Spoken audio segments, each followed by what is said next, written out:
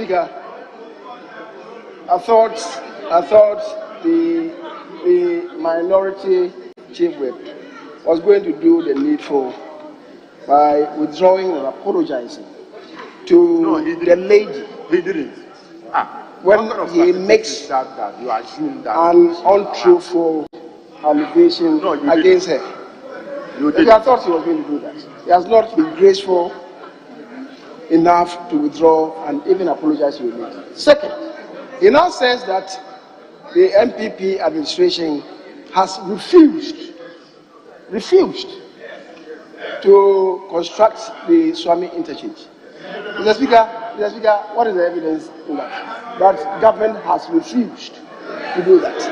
If you are saying that government has not, as of it, done that, I will agree with you. But to say that government has refused, willful intent, Mr. Speaker, Honorable Abuja, don't certify yourself with the accolade of being an embodiment of controversy. Don't do that. You are capable of rising above that and engage in very useful debate. You can do that. Please don't do that. Don't do what you're doing.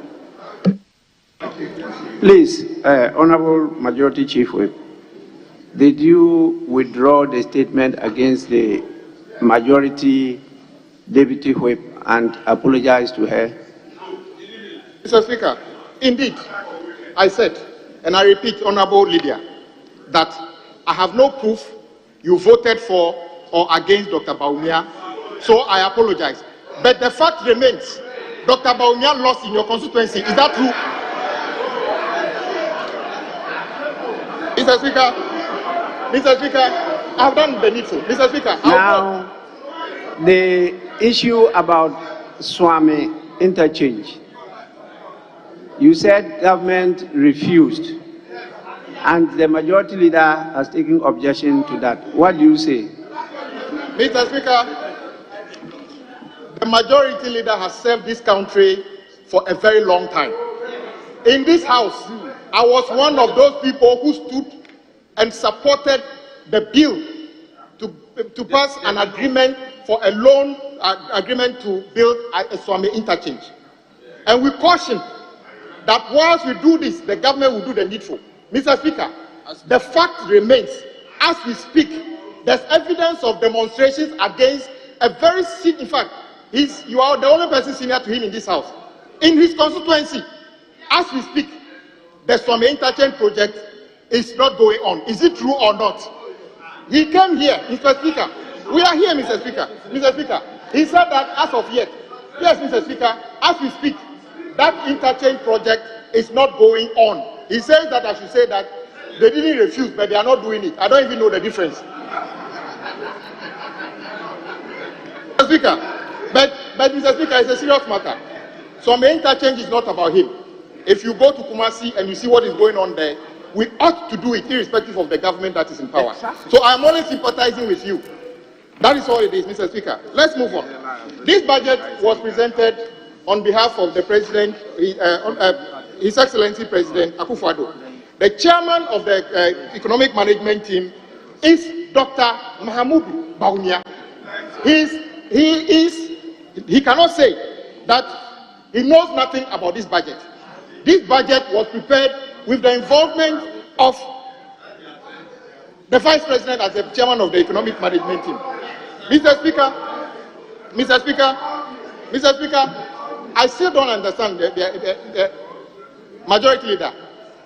Because of the way you are reacting, that is why I said that when Honorable Atachian was debating yesterday, and my very good friend, the majority leader, he made copious comments about myself and the majority leader. Nobody here made any objections to that. Yes, and I'm saying that Honorable Dr. Atoforsen did not take any part in preparing this budget. Dr. Bawumia did. But almost 40% of you rejected him during your internal primaries. You didn't want him to lead you internally. But you are saying that this budget is for the future in the name of Dr. Bawumia. If 40% of you don't even trust in him, how can the rest of the country trust in him? 40% of you didn't vote for him. That is the point I'm making. So you rejected him, then you want to sell him to Ghanaians? No, we won't buy him. Mr. Speaker, let me go to the road sector. Mr. Speaker, when it comes to road and transport, Mr. Speaker,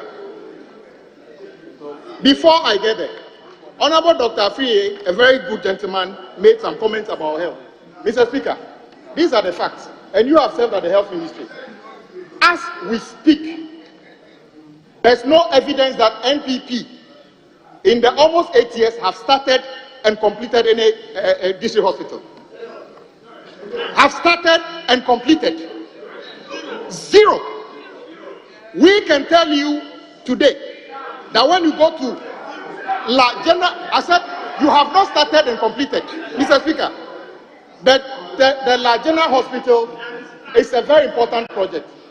The reason we are not doing it has nothing to do. Yes, Majority Deputy Whip. Mr. Speaker, on a point of order, the Minority Chief Whip made a statement that is not true. He said the MPP government have not started any hospital and completed. In Tolon, the President, Akufo-Addo, cut the sword for the construction of the Tolon District Hospital. Yes. And the hospital was commissioned by the Vice President. So it is not true. It is not true. The sword cutting was done by His Excellency the President, and it was commissioned by the Vice President. So it is not true we have started and completed. That is not true. My district is an example. So he should withdraw that.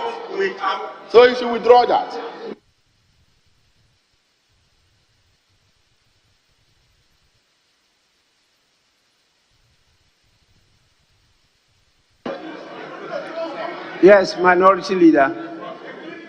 Mr. Speaker, in a normal day, Mr. Speaker, I wouldn't be standing up on a point of order against a colleague. But Mr. Speaker, the statement coming from the Deputy Minority Whip is a lie. Mr. Speaker, I am the one who brought the loan agreement for Tolon Hospital here in this house, Mr. Speaker, when I was the Deputy Minister of Finance. Mr. Speaker, the Tolon Hospital, Mr. Speaker, both the loan agreement and the commercial agreement were approved under President John Dramani Mahama. Mr. Speaker, not only that, Mr. Speaker, the contract was awarded under President John Dramani Mahama. So what is he talking about? Mr. Speaker, please go and look for your records. This is not your record. Don't take someone's record. Please, in the name of Allah, don't take someone's record. This record belongs to President Mahama. Look for your record, because this is not your record. Mr. Speaker, for the record, Mr. Speaker, for the record, and we've been seeing this on countless occasions, let it be known, short-cutting and commissioning are not procurement processes. Yes, short-cutting and commissioning are not procurement processes. So this idea that you can wait and do a short cutting, sometimes twice, sometimes do short cutting twice, and do commissioning is not a procurement process. The facts still remain. Mr. Speaker, I would always give credit, and I've said this a number of times. Mr. Speaker, it was President Kufuor who actually developed and sought funding for Dam project. The real construction took place under NDC. But have we ever had any NDC person taking credit for Dam before? We don't. Mr. Speaker, you have just come. Mr. Speaker, I think my colleague is eager to debate. The opportunity is there for him to take a slot and debate. But the one he said, let it be known between you and the good people of Tolon, the hospital they enjoy today was by President Mahama, not Dr. Bawumia or anybody. Mr. Speaker, let me move on. With health, Mr. Speaker, health is very important. Today, we can boast of Accra Regional Hospital called Ridge Hospital. Mr. Speaker, you may be aware that is just one of the phases. The second phase of that project has been suspended by the President Akufo-Addo government to date. Interestingly, today, as we speak, Mr. Speaker, right opposite, while they abandoned the Rich Hospital, the next phase, they are building a $250 million Bank of Ghana headquarters opposite. Choose between healthcare and the headquarters of Bank of Ghana. Which one will you choose? Mr. Speaker, today we can boast of many health facilities under President Mahama. Very importantly, I don't remember the last time a government have started and completed to today. There are people who go to university in Ho, University of Health and Allied Sciences, and become medical doctors. You can go to Cape Coast and do medicine in Cape Coast. These are tangible and sustainable ways of developing healthcare in our country. Which university have you started and completed in your 7 years? Pardon, which one? Mr. Speaker, the record is abysmal. So let it be known. You don't need 7 years to build one district hospital. Okay, as for Agenda 111, it's true. There are many construction sites dotted around the country called Agenda 111. Mr. Speaker, but let it be known, you said you'll do it in 18 months. The truth is that, Mr. Speaker, it is possible that some of those buildings, civil works, may be completed. But we do not have any money in this budget to equip and make all those hospitals functional within the time of President Akufo-Addo. It will be left for the next government to find finances to complete those hospitals. And I'm not saying hospitals are not necessary, they are necessary. So let the chairman be aware what we have done. Mr. Speaker, when it comes to road, Mr. Speaker, I want to take the opportunity to commend our colleague, the road minister. If there was a prize of diligence to the House to be given, I will give it to the road minister for being the most diligent in responding to members of this House. He's answered probably the largest number and religiously come to this House on every Friday to respond to questions. Mr. Speaker, as for whether he will do whatever you are asking him to do is another matter. But I don't blame him.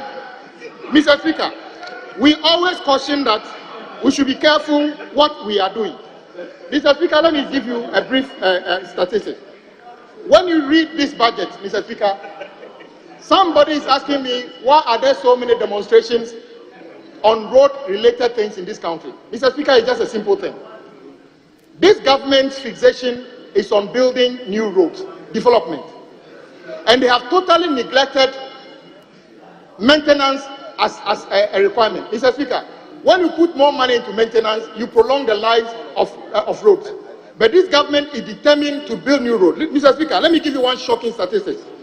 Even in the 2017 budget, their own budget, page 92, they confirmed that in 2016, on trunk roads, we did routine maintenance on trunk roads, 10,723 kilometers, as of 2016.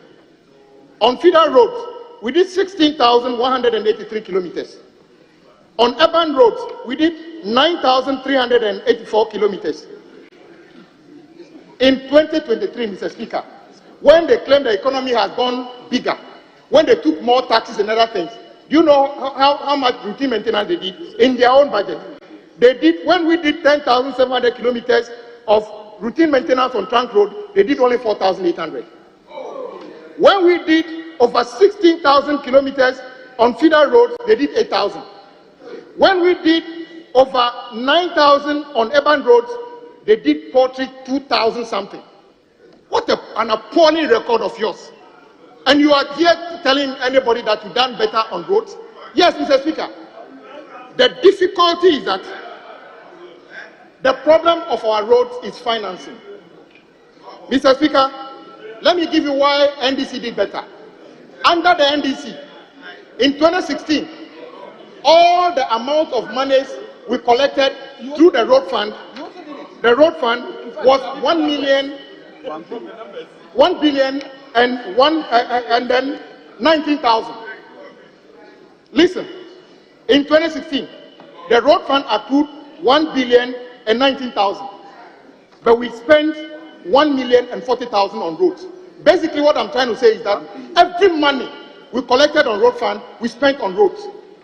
Come to 20 NPP, they collected last year 2 billion and 600,000. they spent only 1 billion on roads. Wow. Road fund is for maintenance. It is the reason we are not able to do much maintenance work. The reason why we have the pothole. Mr. Speaker, Mr. Speaker, they will tell you that with the collateralized, Mr. Speaker, even in 2016, we were paying for the road fund loans. So, Mr. Speaker, if you see this year's budget, the government is only intending to spend only about 3.5 billion cedis on road-related expenditure. Mr. Speaker, do you know what they have done, Mr. Speaker? In 2016, the entire appropriation bill was just about 50 billion. Will you be surprised if I tell you that the road commitment in this country, as we speak, is almost 100 billion Ghana cedis? Wow. Mr. Speaker, 100 billion Ghana cedis. This is a report by the Minister of Road. I know my chairman hasn't got it because they won't even give him, they deny him also the information. This information is from Minister of Road and Highways. And look at it. Look at your figure. 7 billion, no, the figure is 97 billion 498 million 713 million Ghana cedis. Mr. Speaker, this is not sustainable. And the entire revenue basket for this year is just over 170 billion cedis. How are you going to fund this? Mr. Speaker, but don't blame our colleague, the road minister. All of us expect him, including me, expect him to fix our road within the shortest possible time. That is just not possible, Mr. Speaker. But the mess on our roads is more apparent during the cocoa board. Cocoa board alone has awarded projects over 21 billion Ghana cedis. Mr. Speaker, they've got the roads in 3 categories. Category 1 alone, Mr. Speaker, as of February, the interest on delayed payment alone is over 260 million Ghana cedis. Interest on delayed payment means that that money is of no value to the contractor, no value to the road user. It's just money that is wasted. Why do we do this? Sometimes, Mr. Speaker, when certificates are paid to contractors, sometimes as much as 50% of the value is interest on delayed payment. This is not right, Mr. Speaker. We should do something about this. But the road ministry is trying to do something, Mr. Speaker. It's controversial, but maybe we should think about it. They are not aware that the road minister has quietly decided that half of this road project are going to be cancelled. They are not yet aware. Half of this project. In fact, you see, I'm saying they are denying you information, you don't believe it. It is in this document. Yes, you don't even know what is happening in your government. As for you, I know, as for honorable member for the Suni, I know you will not know. There's a good reason not to let you know. Mr. Speaker, the cocoa board is grossly mismanaging the approvals we give them. Mr. Speaker, it was in this house that I pleaded time and again that the so-called audit on the Cocoa Road project should be laid here. The Cocoa Road chief executive, our former colleague who was a Greek minister, claimed he said he laid it here. I've gone to all the clerks and tell them, show me the copy of the report. None of them can prove to me today that that report has been laid. Because the propaganda by President Akufo-Addo, when they were campaigning, that President Mahama awarded Cocoa Road project to roads that didn't exist, was a lie. It did not happen. You should apologize to President Mahama. Indeed, if the report actually pointed to anything untoward, you would have been running to talk about it. Mr. Speaker, as we speak, Mr. Speaker, on the issue of aviation, Mr. Speaker, I want to commend our colleagues. They have gone to complete the project started by President Mahama at Tamale Airport. And today, you can fly from Tamale, and much of Hajj is done from Tamale now. A very beautiful terminal. Phase 1, the extension of the runway and other things have been done. And then we started the phase 2, and then we didn't actually complete it before they came. They came and completed it. I'll give them credit for that. The same applies to Kumasi Airport. We did the runway, started the terminal building, and then they came and actually took another loan to complete it. Mr. Speaker, stop worrying yourself. I will say it exactly the way it is. I don't lie about things like this. Mr. Speaker, the problem though is, Mr. Speaker, Kumasi Airport project should have been completed by now. Unfortunately, it's also caught up in the same the problem of the debt restructuring. So unfortunately, the project is not completed. We are looking forward to how that project will be completed. Mr. Speaker, Terminal 3 at Kotoka International Airport is a major income earner for this country. President Mahama refurbished the Terminal 2 and built a brand new terminal at Kotoka. Today, we are all proud when we go through that airport. In fact, that airport has received international plaudits for many things, and we should pat ourselves in the back as Ghanaians. When it comes to marine, Mr. Speaker, it was this House under President Mahama that saw to the construction of MPS project at the Tema Port. Today, it's a major revenue earner to the country, and we should all be proud of it. Indeed, under the MPP, they have also started some project at Takoradi, which, if completed, will give us a lot of revenue. But, Mr. Speaker, let it be known that when we talk about Buankra Inland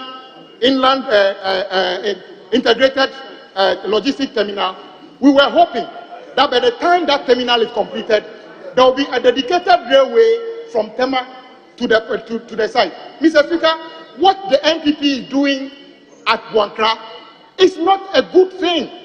They are basically building an integrated logistic terminal and expecting the goods from Tema to travel on road to that site.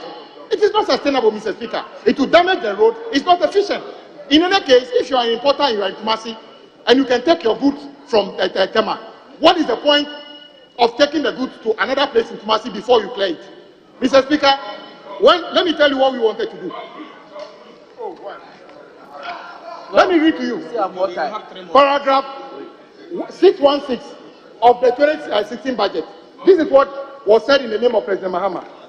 The PPP transaction advisor selected on the construction of the Eastern Railway line to the Buankra port has submitted a pre-feasibility report and currently conducting a full-scale feasibility report.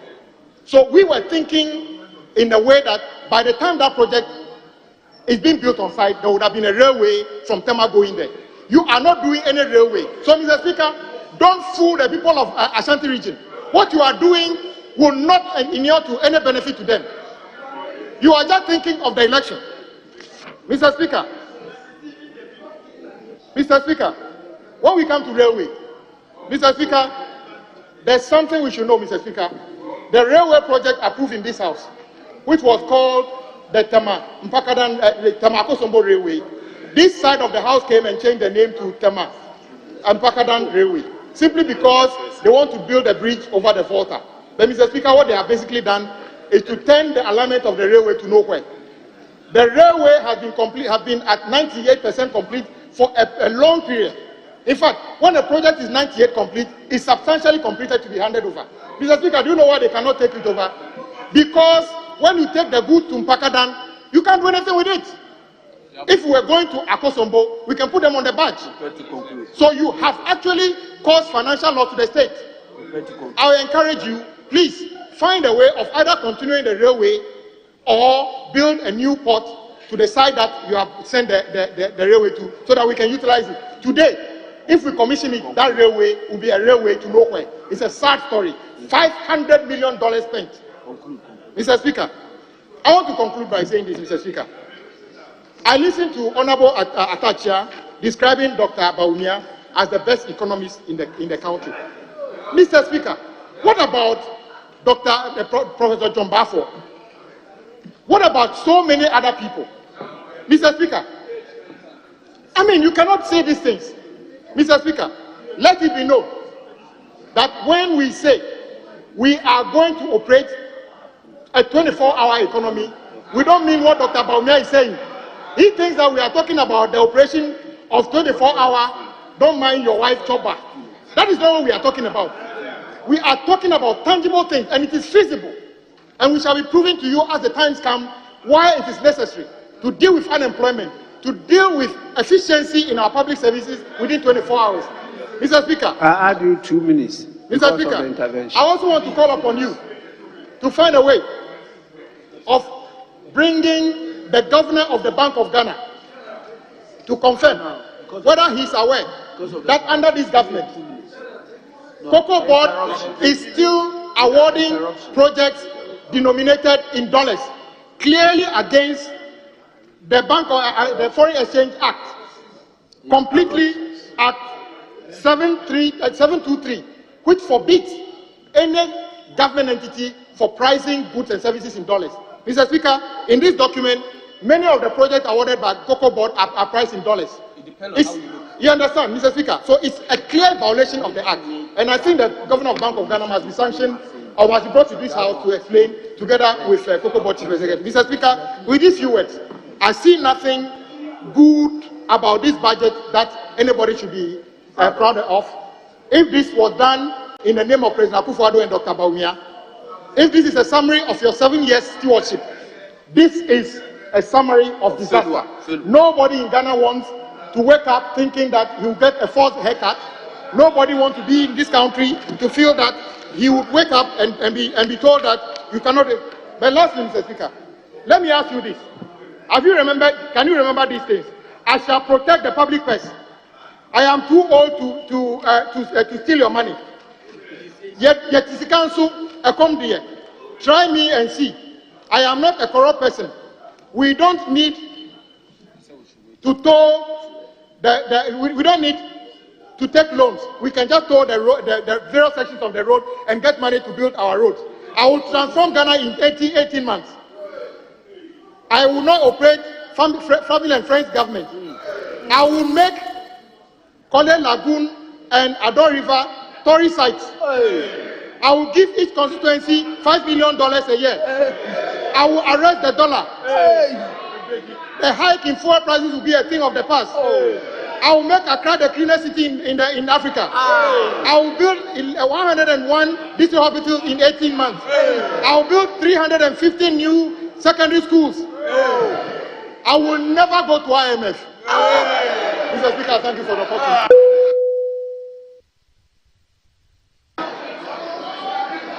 Honorable members,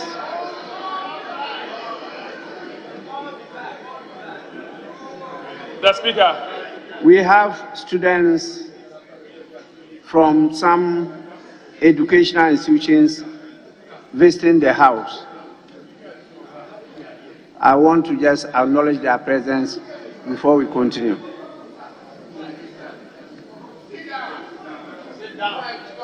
We have 4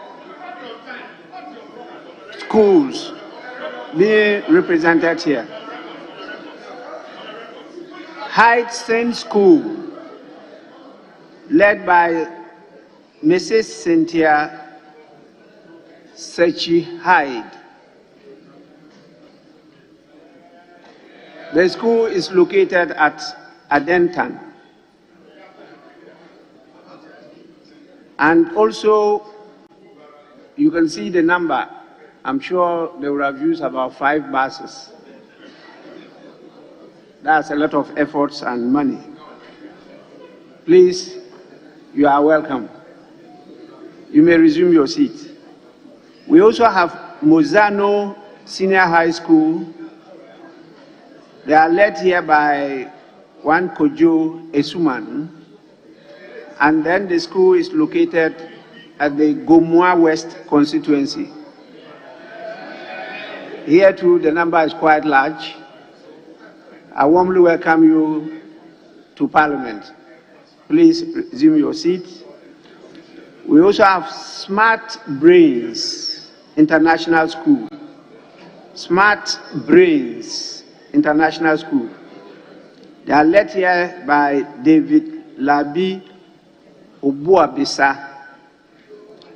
The school is located at Dankwantan, Medina. Please, they are over there. You are also warmly welcome. This is your house. Anytime you can come around. Please resume your seat. And we have Elim School. They are being led by Hannah Nine. and that school is located at La Inquantanang. It's like, well, the ladies are in the majority. I can see a few gentlemen with them. Please, you are welcome to Parliament. On behalf of the House, I warmly welcome all the students to the Parliament to observe the budget debate. You can resume your seat, please.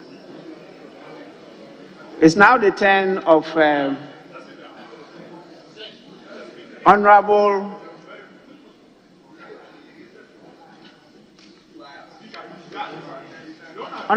member, you know the rules. You know the rules. What are you doing?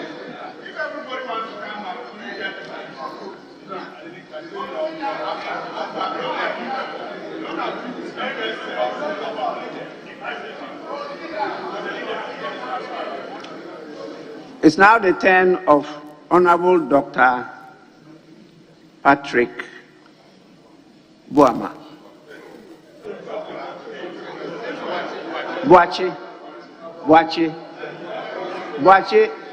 is a vice chair.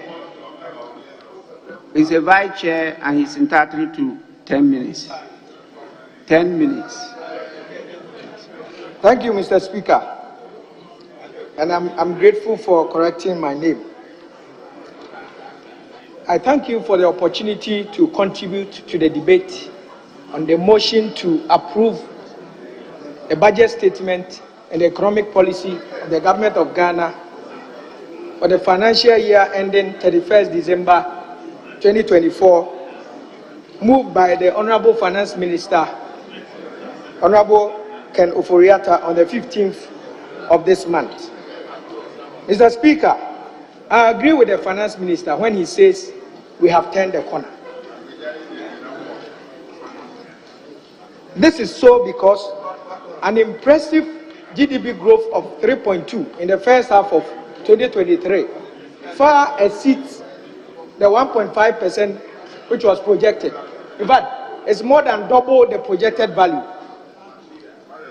Mr. Speaker, this, together with declining inflation, a stable currency, positive current account, positive primary balance, improved debt to GDP ratio, are undisputable facts and data pointing towards economic recovery and stabilization. Mr. Speaker, but I must be quick to make this observation. There is a growing trend of recent years that have bedeviled our economy, and that is the tightening fiscal space. This precarious situation has forced every government to go to the capital market for money. Mr. Speaker, much as I commend the Finance Minister for restoring confidence in the economy, I will encourage him, Mr. Speaker, I will encourage him to be robust in his revenue measures, and also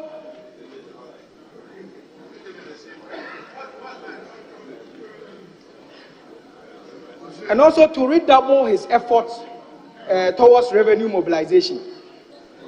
Mr. Speaker, to support the minister in this regard, I will implore members of this House and well-meaning Ghanaians to endeavor to pay our taxes diligently in order to rake in the needed revenue for national development, such as reconstruction of the La General Hospital.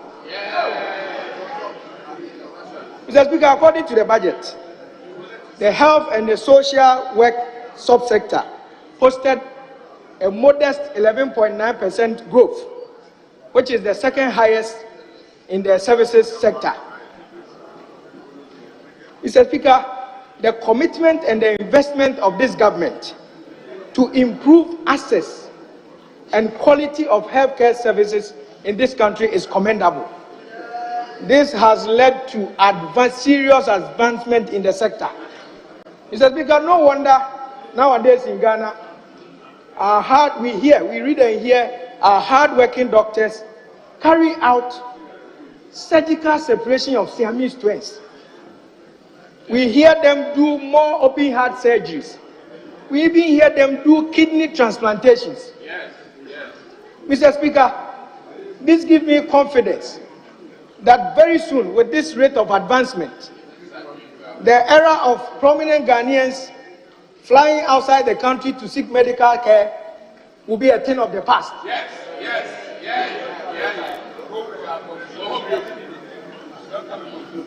Mr. Speaker, again, the government of Nana Addo Dankwa Akufo-Addo and Alhaj Dr. Mahmoud Bawumia has established the National Vaccine Institute. And in partnership with the private sector, we are building our capacity to produce vaccines for local consumption and also for the West African market.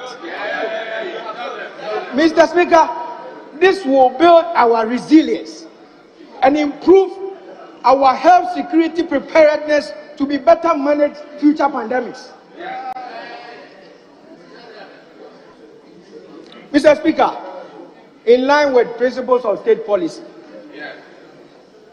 all hospital projects bequeathed to this administration are either completed and operationalized or nearing completion. No hospital project has been abandoned. Mr. Speaker, and I repeat, no hospital project bequeathed to this administration has been abandoned.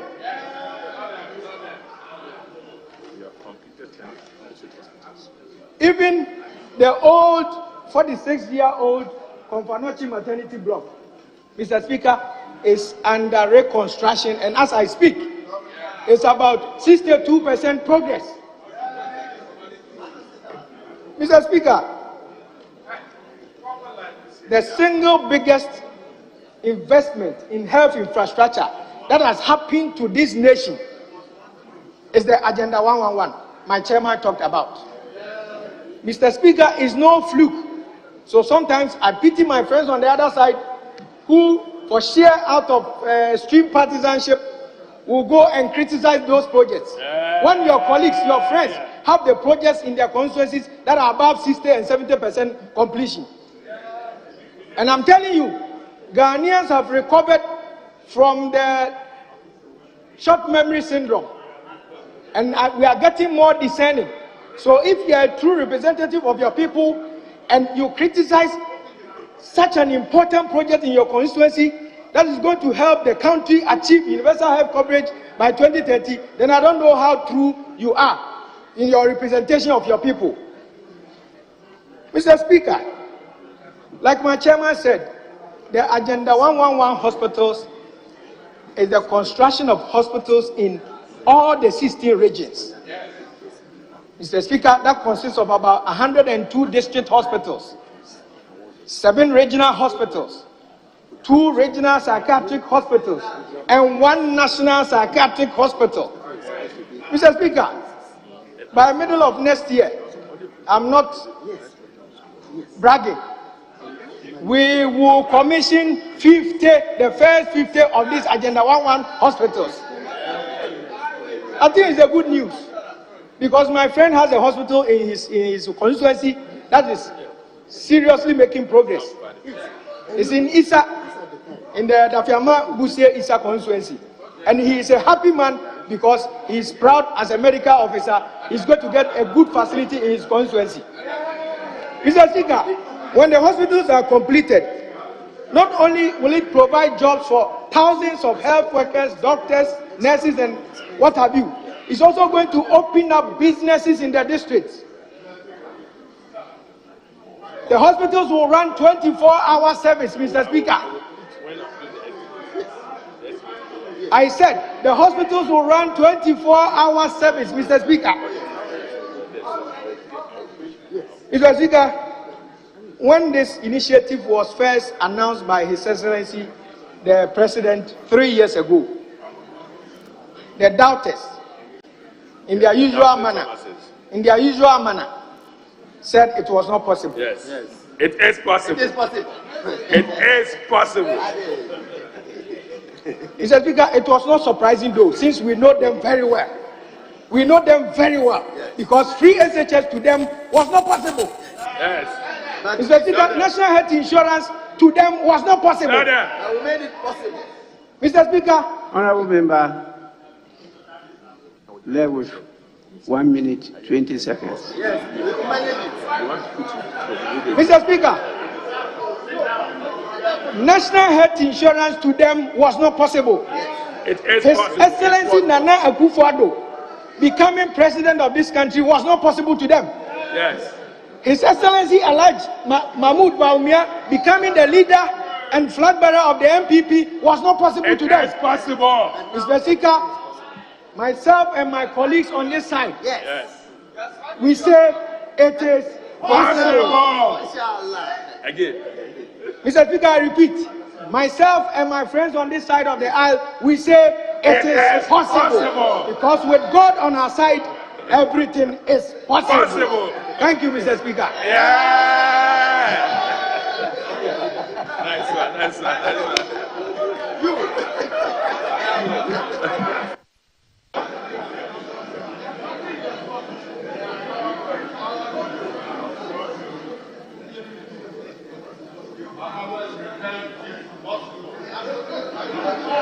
Honorable members, I now understand why the former president, His Excellency President Kufuor, stated that the only thing he couldn't resist was temptation. I'm finding it difficult to resist temptation. And I'm struggling to resist it. I'm struggling. So far, I don't know whether I've performed well. But when you are talking about health sector, where I have all the figures and the facts, it's temptation. Yes, now is the turn of the Honorable Peter Nochu Kotoi. You are a ranking member, and so you are entitled to 15 minutes. Thank you, Mr. Speaker. Mr. Speaker, the Minister for Finance, as required by law, presented the budget statement a week ago. And it was so clear that he did not inspire anybody, not even the majority side, because they felt and realized that the budget was empty. Mr. Speaker, that is why they are not even ready to debate the budget. Mr. Speaker, you will also see or realize that in the budget, the minister engaged in untruths, and I am going to point out one of them. Mr. Speaker, I will take you to paragraph 771. And I quote, Mr. Speaker, government continue to ease the financial burden on parents and guardians in the access and provision of quality education to their wards through the provision of feeding grants for 7,500 students in special schools and capitation grants to all public schools across the country. Additionally, registration expenses of 471,277 registered candidates for public junior high schools for the basic education certificate examinations, BECE, were paid. Mr. Speaker, this is grossly untrue.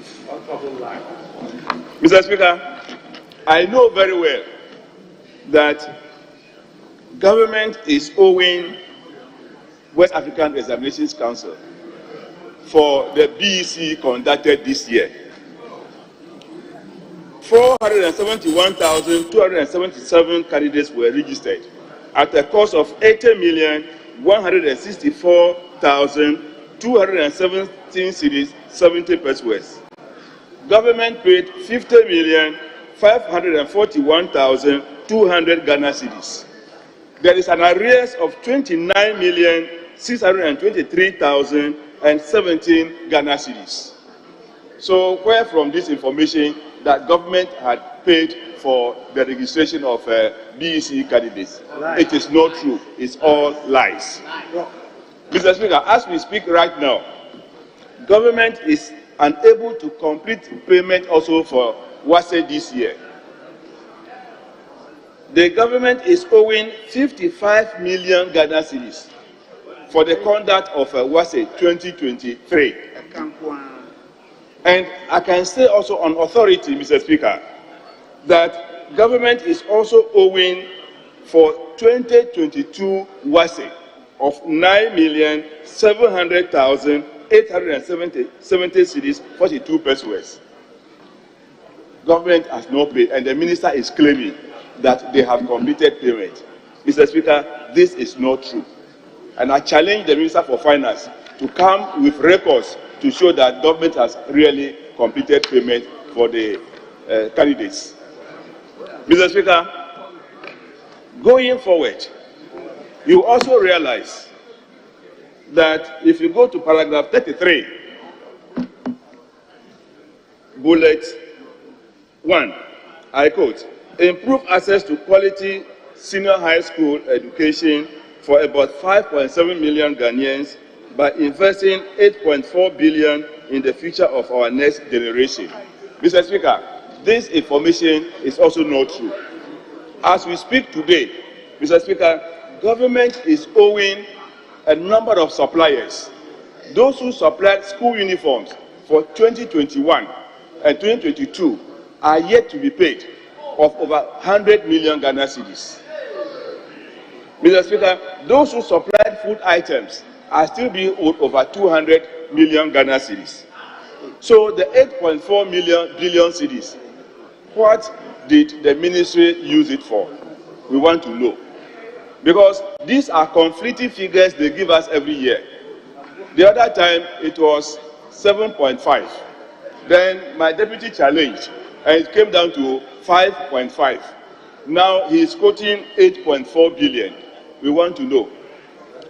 Mr. Speaker, we also want to know whether these sums of money were used on only feeding or running the school or infrastructure. They are not ready to tell us. We want to know. Mr. Speaker, as we are talking now, the students are writing their end of semester examination.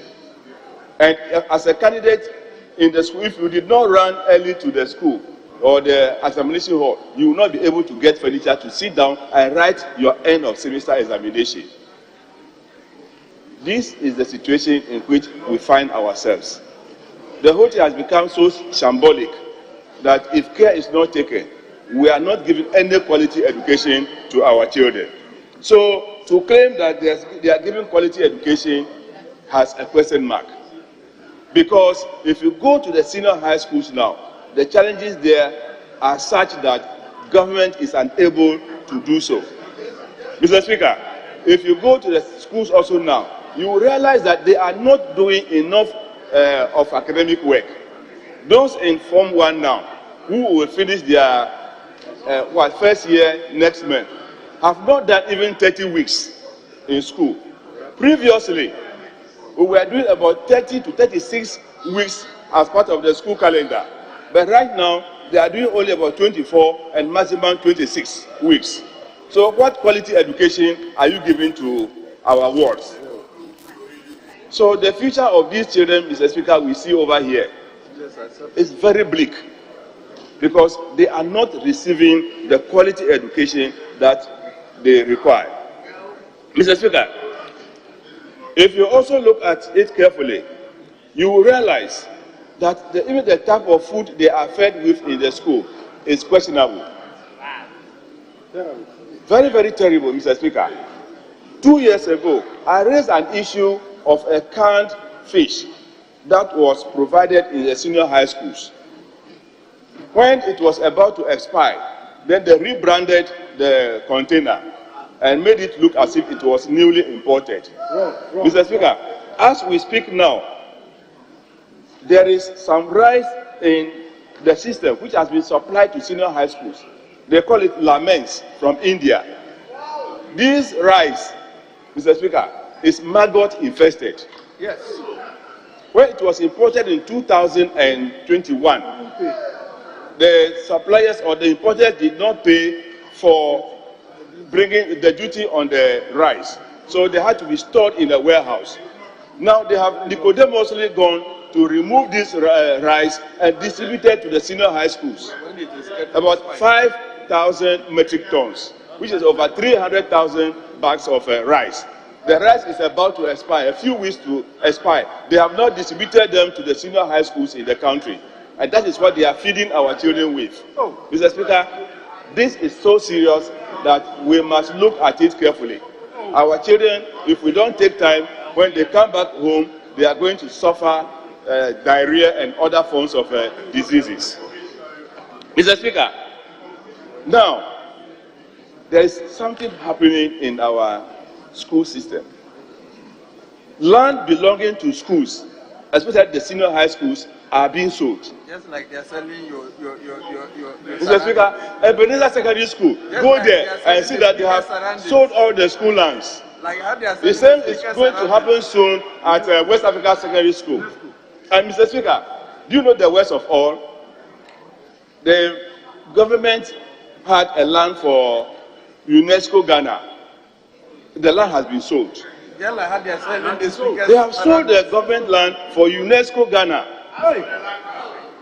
And Mr. Speaker, that is the only place for UNESCO to have their office situated. They have sold it. We demand to know who sold the land and who is the beneficiary. Just like they are selling the speakers around it. Yes. The speakers So, Mr. Speaker, that is the situation in which we find ourselves. If we don't take time, we will sell all lands available for developmental projects, especially in our senior high schools and the universities. Including the speaker's residence. Just as it nearly happened to you. Mr. Speaker, we are in a situation where our classrooms are empty. Teachers are not available. Students completed colleges of education in 2022. Now, what is happening is that they are at home, having been trained with public funds. They are not being posted to the schools to teach, and we have empty classrooms all over the place. Mr. Speaker, why are we wasting human resource? Meanwhile, teachers are leaving the classrooms every day because of the poor conditions of service. The government should tell us, since they took office, what new thing have they done about teachers' conditions of service? What have you done? The teachers are suffering. They don't even have the teaching learning materials to teach with. Mr. Speaker, you train teachers, they come out and they have no place to work. And you have wasted government resources. So we are demanding that these teachers must be employed. You go and employ non-teaching staff over the teaching staff who must be in the classroom to teach. So, Mr. Speaker, there's a need for the Minister for Finance to come again and make money available for newly trained teachers to be recruited. If those in the cities have teachers in their classrooms, those of us from the rural constituencies, we don't have. So there is a need for government to make sure that teachers who have been trained are posted to teach in our schools. Mr. Speaker, we also know that teachers all over the country must be made to register and be licensed as teachers. And when we do this, it is to make them internationally competitive. But to make it a 3-hour or a 45-minute sit-down paper, and then you raise even the marking scheme to 70% at your will and fail them in their examinations and say they are not good as teachers, so you're not going to employ them, is an injustice to teachers. That is why President Mahama has seen the wisdom that when he takes over the presidency in January 2025, he is going to cancel licensure examination. We are going to make it part of the faculty requirement, so that as you enter level 100, we start preparing you pedagogically for your academic work and professional ethics. Yes. So that you don't go and fail anybody just because aptitude test. Why do you do aptitude test to license a teacher? And collecting their money to buy phones. Well, that's another issue. Mr. Speaker, I want to use this opportunity also to thank you very much for approving and supporting me to attend the Global Summit on School Feeding Program in France at the invitation of President Macron. Mr. Speaker, having attended that summit, I have discovered that the Ghana School Feeding Program needs an overhaul. Seriously, we are only claiming we are feeding students, but we are only giving them what cannot even sustain them in the school. It is all malnutrition we are doing. Mr. Speaker, we need to make sure that budgetary allocations are made available to the ministry. Paying 1 cedi 20 pesos to students or to caterers per each student, I don't think is the best. So we need to rededicate ourselves to the development of our children. Even when an egg is more than 1 cedi 20 pesos, and we are saying we are giving them hot meal, we need to look at that critically, Mr. Speaker. Mr. Speaker, we have also realized that this government is only paying lip service to some sectors of education. The basic education as we have it now, Mr. Speaker, is in shambles. The infrastructure that we have in our basic schools now are very, very bad. The furniture alone is a disgrace to the nation. Children now carry kitchen stools to school to sit on. Meanwhile, we are claiming that we have supplied over 50,000 pieces of furniture. If we have over 13,000 basic schools in this country, and you supply only 51,000 pieces of furniture, what have you done? You have not done anything. So we need to take a critical look, because government is only interested in free senior high school. They are not interested in the basic education of this country. They must make sure that budgetary allocation to basic school goes beyond the 11% that they are giving to the sector. Mr. Speaker, it is also important for us to make sure that the support that government gives to schools. Honourable Member, in conclusion. So, Mr. Speaker, last year we also heard that government through UNICEF had $1.2 million for the training of teachers in this country. Mr. Speaker, as we talk today, that money has not been utilized. Why it has not been utilized, we need to know from the Minister for Education and the Minister for Finance where that $1.2 million from UNICEF and the World Bank is lying. Mr. Speaker, on that note, I thank you very much. Honourable members, we now listen to the list I have here. We're moving to lands and forestry, and we'll listen to the Minister, Honourable Samuel Abu Jinapo. You have 15 minutes. Thank you, Right Honourable Speaker, for the opportunity to contribute to the motion before this House, ably moved by the Finance Minister. Mr. Speaker, let me begin by situating my contribution to the debate in its proper context, and to say, Mr. Speaker, that countries across the globe, including the most developed countries, have had their own share of the recent global crisis. Mr. Speaker, the worst since World War II. Mr. Speaker, it is in that context that I proceed to contribute to the debate on the motion as it relates to the lands and natural resources sector of our country. Mr. Speaker, in times of crisis, what is required is leadership. In times of crisis, what is required is leadership. And leadership as it relates to choices. Leaders must make the right choices in times of crisis. Mr. Speaker, it is on that basis that I submit that in this time of global crisis, unprecedented global crisis, President Nana Addo Dankwa Akufo-Addo and his government have made the right choices, the consequential choices, the choices which have far-reaching implications for the forward march of our country. And Mr. Speaker, I refer specifically to that innovative program dubbed the Gold for Oil program.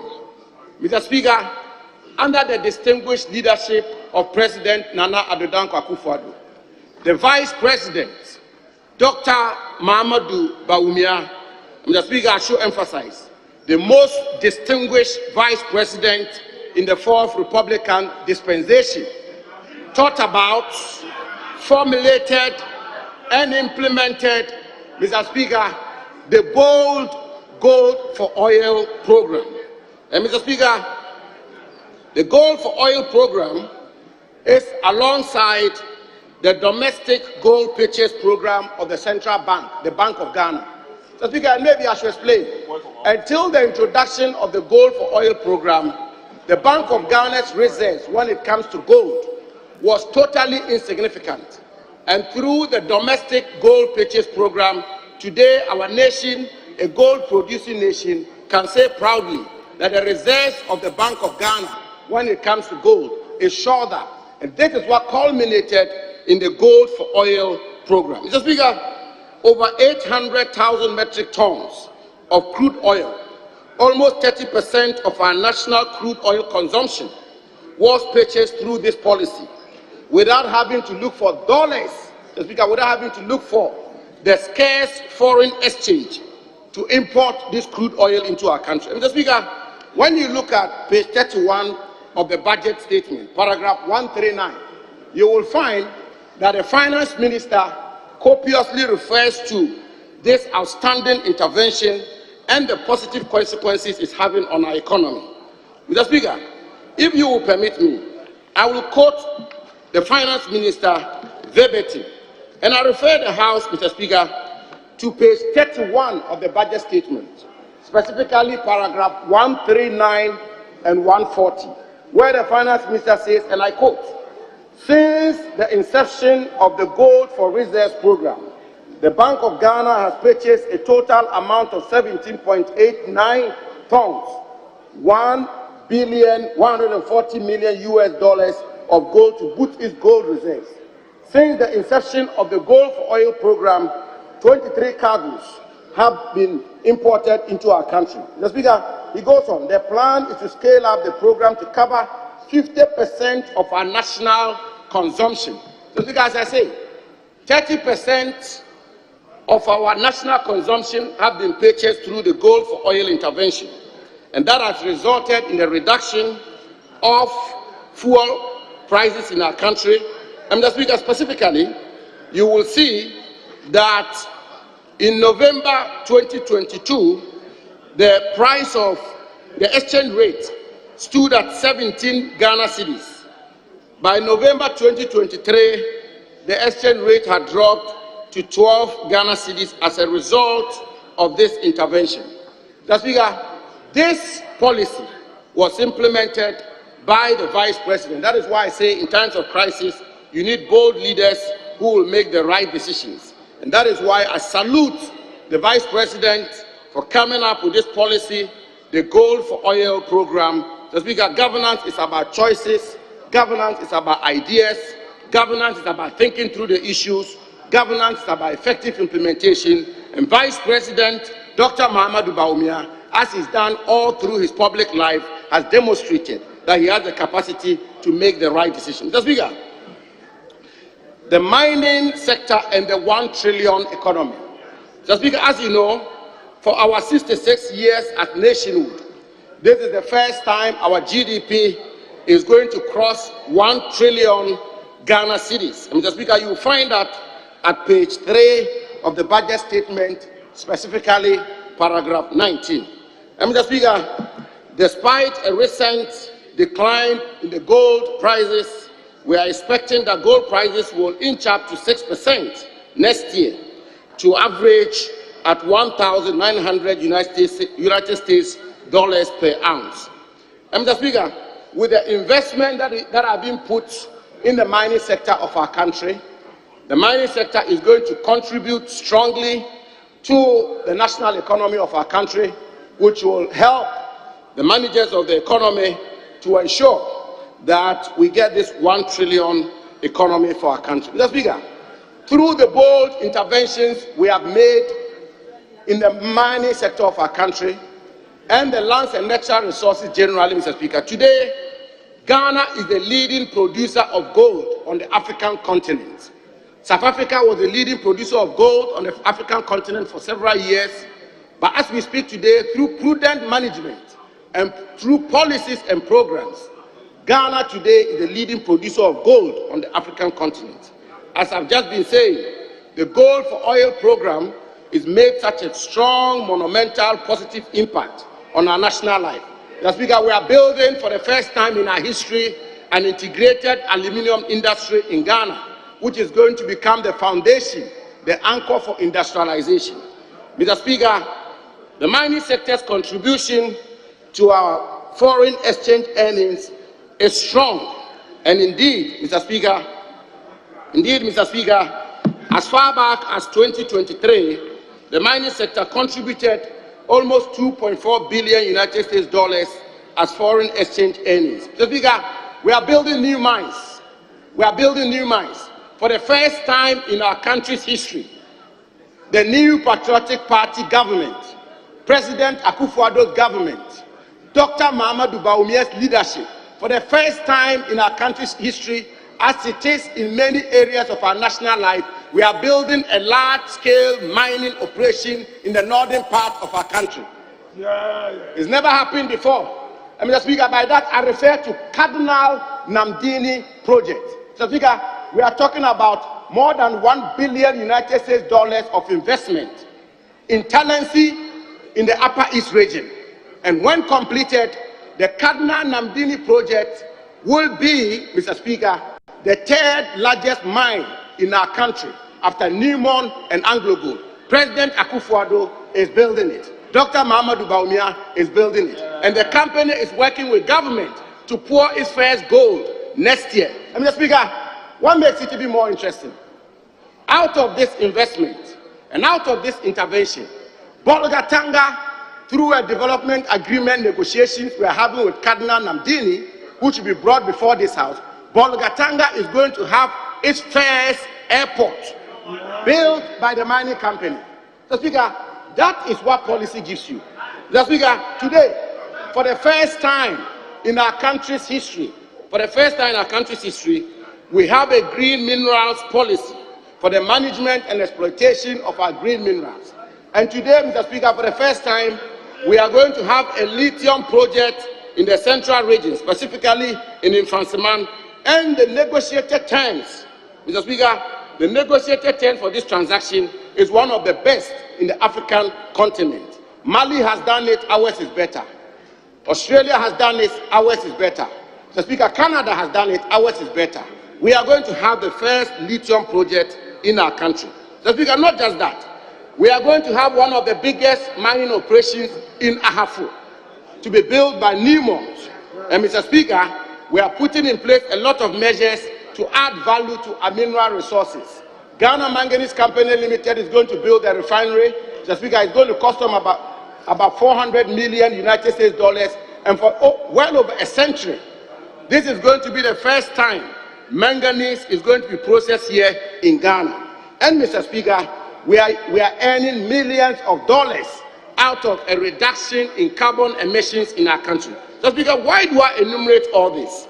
I enumerate all this to make the point, Mr. Speaker, that most respectfully and in all modesty, Mr. Speaker, ministries are managed, governance is pursued, countries are built through policies, Mr. Speaker, through programs, through effective implementation, Mr. Speaker, not through propaganda, not through the blowing of hot air, Mr. Speaker, not through negativity, Mr. Speaker, not through wild allegations. You achieve these monumental feats when you put in place the right policies and programs and you implement them effectively. And that is why the Ministry of Lands and Natural Resources, under the able leadership of President Nana Addo Dankwa Akufo-Addo and his Vice President, Dr. Mahamudu Bawumia, who is going to, inshallah, by the grace of God, assume the reins of power of this country on 5th January 2025. That is what we are doing, Mr. Speaker. That's what we are doing. And Mr. Speaker, today, Mr. Speaker, the energy transition regime has become the order of the day in the world. Mr. Speaker, the world is moving away from fossil fuels. The world is moving away from petrochemical industry. And the world is actually moving towards green energy regime. And so we are talking about electric vehicles, Mr. Speaker.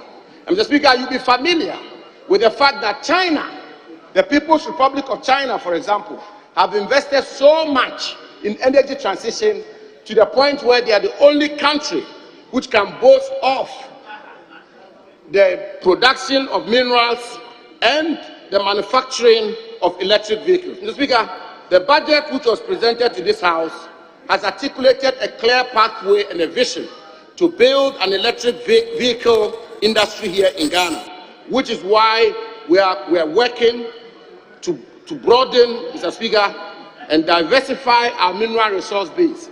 And that is why we are engaging in exploration in lithium, we are engaging in exploration in graphite, we are engaging in exploration in phosphate, we are engaging in exploration in manganese, and we are engaging in exploration in several other green minerals to ensure that we can build a green energy in our country. Mr. Speaker, it takes policy. Mr. Speaker, specifically, the Finance Minister at page 62 of the budget statement, paragraph 278, had this to say about this energy transition, and I quote, Mr. Speaker, "The creation of green jobs for the youth and support of the development of the local chain in areas such as lithium mining and processing, as well as a component manufacturing of electric vehicles, will be a priority for government," end quote. Mr. Speaker, the Ghana Integrated Aluminium Industry is also putting in place all the measures to build an integrated aluminium industry in our country. And Mr. Speaker, this is as a result of policy. And Mr. Speaker, you will see that as a result of all these policy interventions and programs, and as a result of the prudent management and exploitation of our lands and natural resources, Mr. Speaker, gold alone remains a most significant contributor to our exports. And indeed, Mr. Speaker, if I should point out, gold contributed 4.67 billion in exports in the month August 2023, Mr. Speaker, compared to 3.46 billion in June 2023. Mr. Speaker, I want to address the subject matter of land administration. And Mr. Speaker, if you allow me, just as my friend talked about the sale of UNESCO lands, I want to submit, Mr. Speaker, that first of all, I will respectfully advise that we should be careful in making, for want of a better expression, Mr. Speaker, sweeping statements such as that UNESCO building is being sold.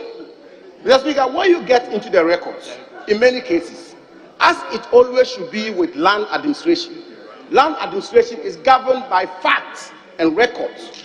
And so the state of a particular parcel of land can only be ascertained through the facts and records. Mr. Speaker, respectfully, I'm not too sure that anybody will quarrel with me or doubt that the repository of the records for land in our country, by law, by the Constitution, is vested in the Lands Commission.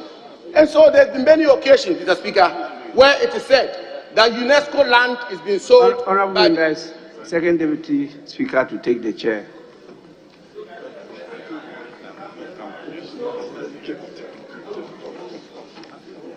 Actually, your time is up, but you may be given 1 more minute. Mr. Speaker. Honourable member, I've given you 15 minutes, 30 seconds. Mr. Speaker, thank you very much. I'll give you 1 more minute. Mr. Speaker, thank you very much. But there will be a new timekeeper. There's a new timekeeper.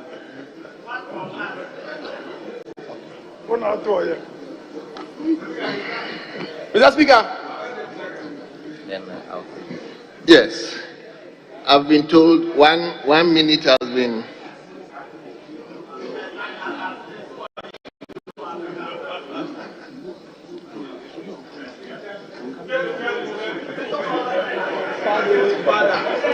Honourable Minister, you've been given 1 minute as a surplus. 10. Mr. Speaker, I was actually, Mr. Speaker, I was making the point that, Mr. Speaker, I was making the point that we should restrain our comments, because in many cases, when you go into the records, the time these lands were sold out or were granted are normally not what is put out. And I just want to put for the records that UNESCO is still occupying their office premises close to the police headquarters. So they claim that UNESCO land or UNESCO building is being sold is false. But Mr. Speaker, in conclusion, let me say, Mr. Speaker, let me say that we have turned the curve, and it is my belief, Mr. Speaker, it is my belief,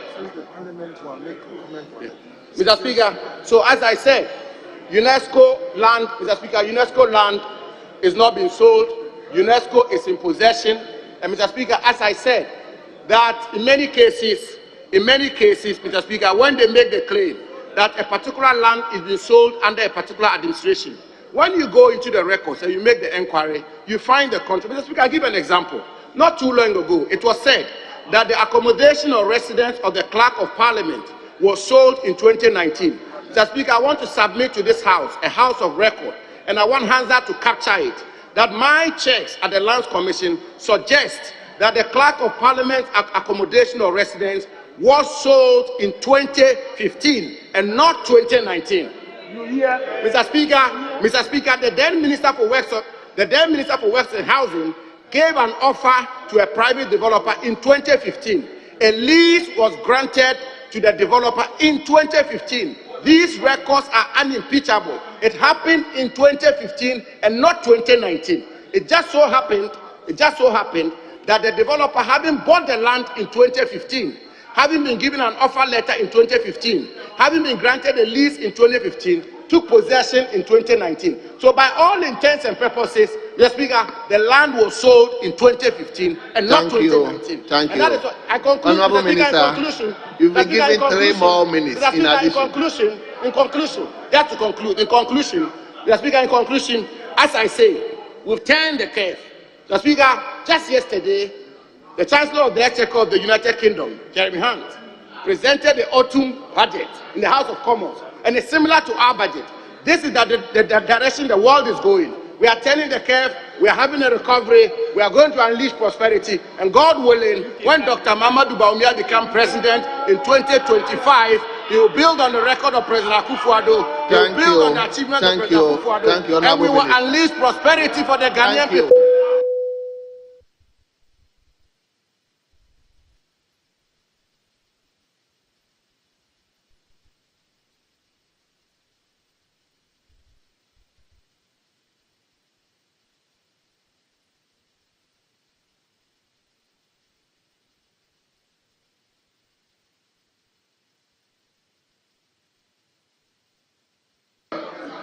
Honourable member for Boribamboy, please resume your seat.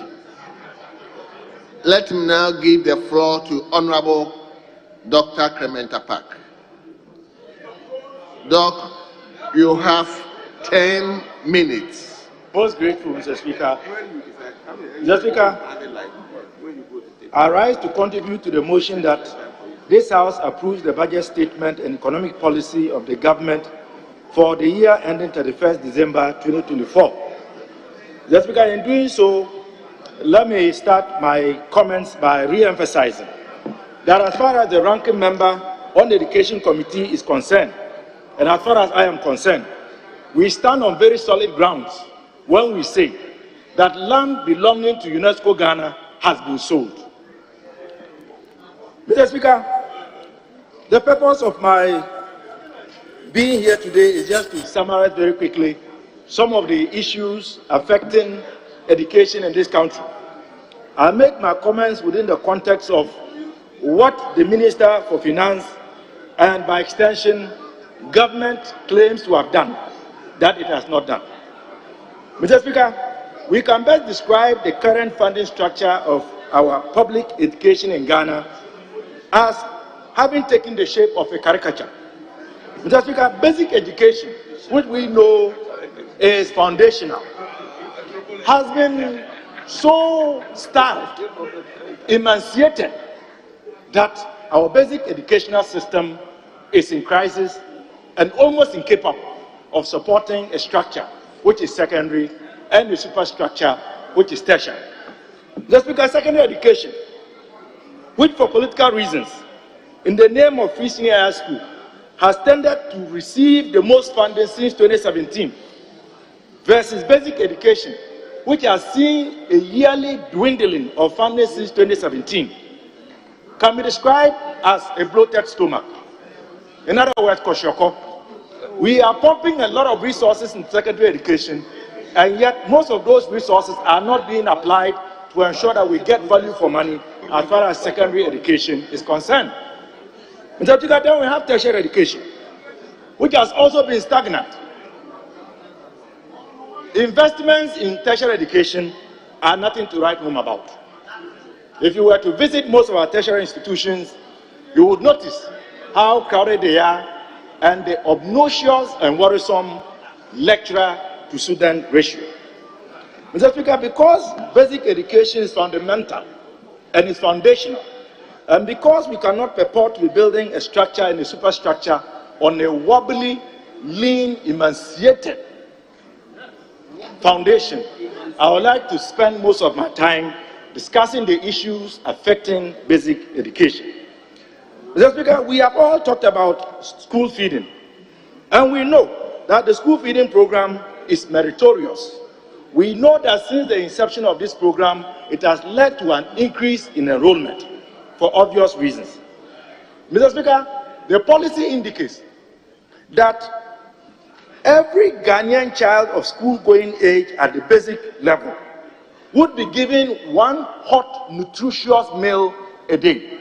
Mr. Speaker, as we speak, in spite of all the advocacy, the strike which was embarked upon by the school feeding caterers, all government could do was to raise the rate from the 97 pesos per child per day to 1 cedi 20 pesos, and this is with tax.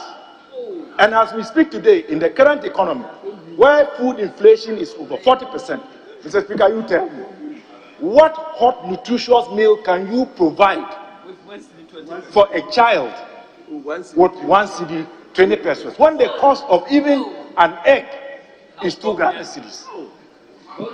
Mr. Speaker, capitation grant. Capitation grant is the grant that allows us to say that public basic education in Ghana is free. The capitation grant is supposed to be calculated at a rate of 10 Ghana cedis per child per year. As we speak today, government owes capitation arrears for 8 terms, the equivalent of over 2 years. They pay one tranche, they skip 2 tranches, and then they pay another tranche. And then you ask yourself, how are the heads of our public basic institutions or basic schools able to run public basic schools? That's because as we speak today, technically, public basic education in Ghana is not free. Because the head teachers are not getting the capitation grant, which is what they have to use to procure attendance registers, to procure chalk, to fix broken down furniture, to fix broken down doors, to make minor renovations to the dilapidated schools, they are having to shift that burden to parents. There are even instances in this country where basic school heads have told pupils that if you don't come to school with a piece of furniture, you will not be admitted. Mr. Speaker, we are suffering a colossal deficit of 2.3 million Ghanaian school children having no access to furniture.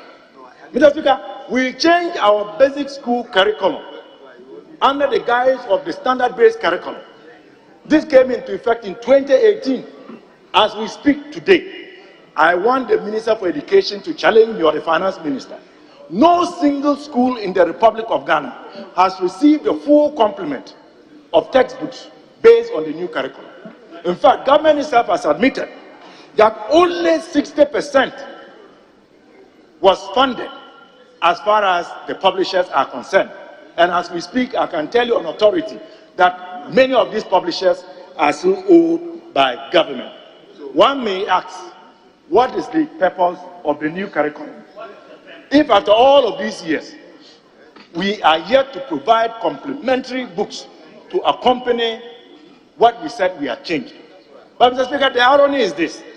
The irony is this.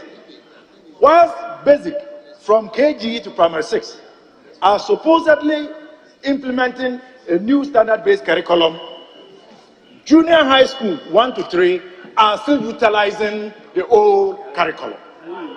Mr. Speaker, where is the policy synergy? Does it make sense? So you take them from KG to primary 6 on a new curriculum, and then when they transition to junior high school, they go back to the old curriculum. Mr. Speaker, wait. Look at that. Mr. Speaker, let's look at the issue of... Oh, are you going to indulge me? Mr. Speaker,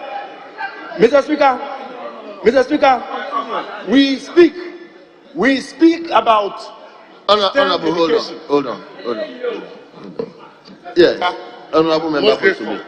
I invoke Standing Order 94 for the use of it was a Sembeni or Sembeni. I don't know what he meant by that. Yes, a Sembeni. I want the honorable member to retract those words and apologize to the House. Honorable member, that word. Mr. Speaker, I said Assembly. What is this? I said that within the context. Did you say Assembly? I said Assembly. What's in Yansa?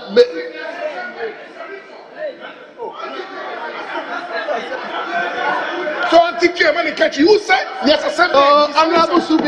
Honorable Subin, you've made your point. Yeah. Let me. Very well, Mr. Speaker.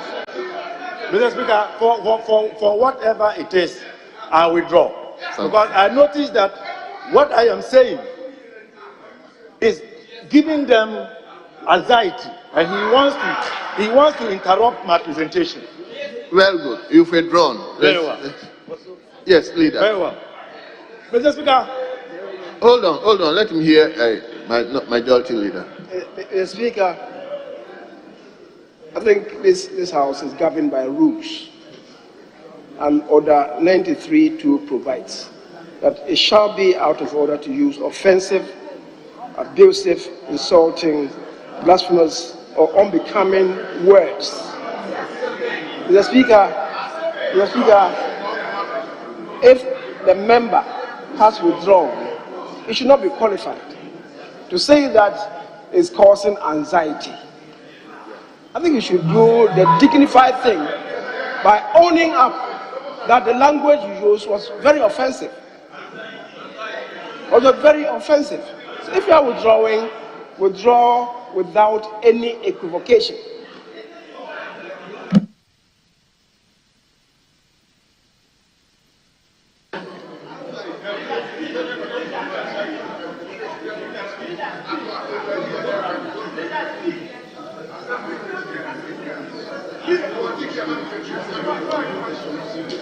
Mr. Speaker, first, I'm not aware that the word anxiety is an offensive language in this chamber. Mr. Speaker, the man, the Honorable Clement Apak, is a Brucer man, speaking P. And he said, Asembeni. Mr. Speaker, I'm not aware that Asembeni, that's what I heard, Asembeni, a Brucer man speaking P. And he said Asembeni. He didn't say Asemboni. He said Honorable Leader, Honorable Leader, Mr. Speaker, Honorable, we've gone past it. He's withdrawn it. Whatever it is, he's withdrawn it. Let's move on. Leader. Mr. Speaker. Honorable Subain, please. Mr. Speaker, it does appear the minority leader did not catch the trend of the issue that I raised. I said that instead of withdrawing peacefully, the member said if what he said is causing anxiety. And I'm saying to him that this house is governed by rules. And I quoted Order 93 that the words he used were insulting and abusive. What he says that please don't bear false witness. Don't bear false witness. The man is here. He didn't say assembly. He said, where is Nyansa? Ask him. He's the one sitting there. Are you truthful to yourself? Please, don't dilute what you are saying. If you didn't hear, tell us you didn't hear. But don't bear false witness.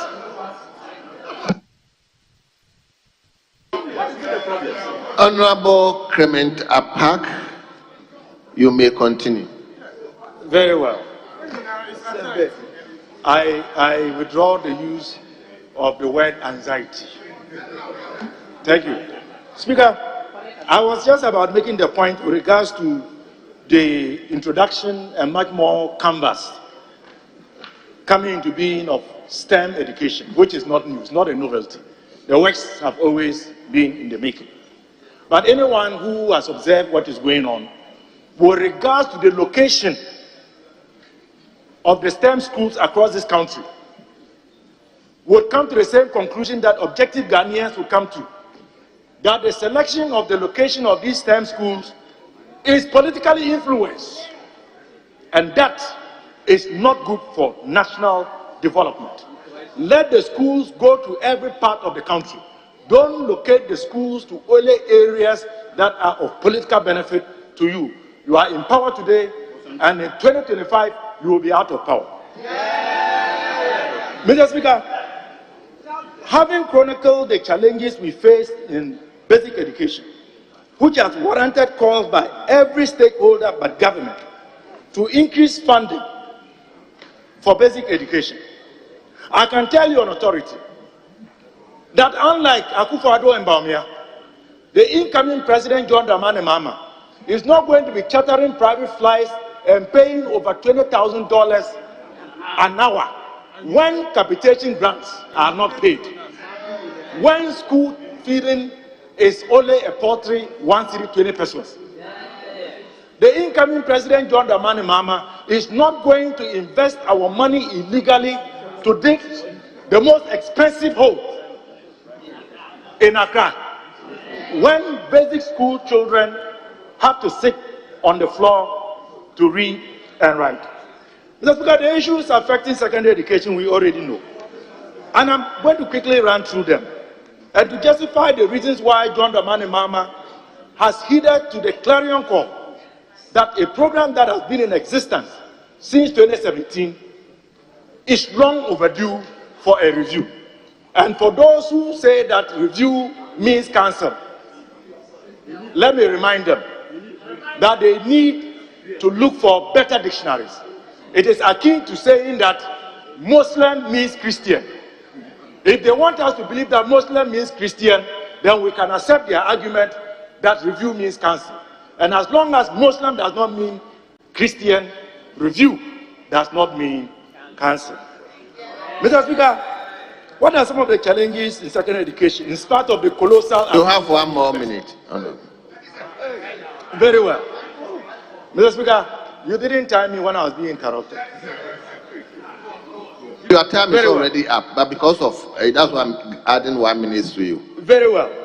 Mr. Speaker, very quickly, the free senior high school we all agree it's a good policy and has come to stay. It is bedeviled with challenges.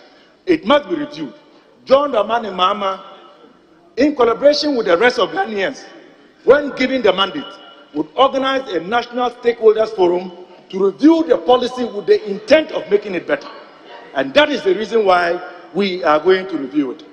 We are told that secondary schools enjoy free Wi-Fi. Mr. Speaker, Africa Education Watch has done some work. The Fourth Estate has done some work. Most of the schools, most of the district offices of the GES, regional offices, which are supposed to be benefiting from free Wi-Fi, are not benefiting. And yet, we pay a whopping 6.3 million Ghana cedis to the company that is providing that service. We have invested 84 million Ghana cedis to provide that service, and we are not getting value from it. These are some of the reasons why we will review the free senior school policy.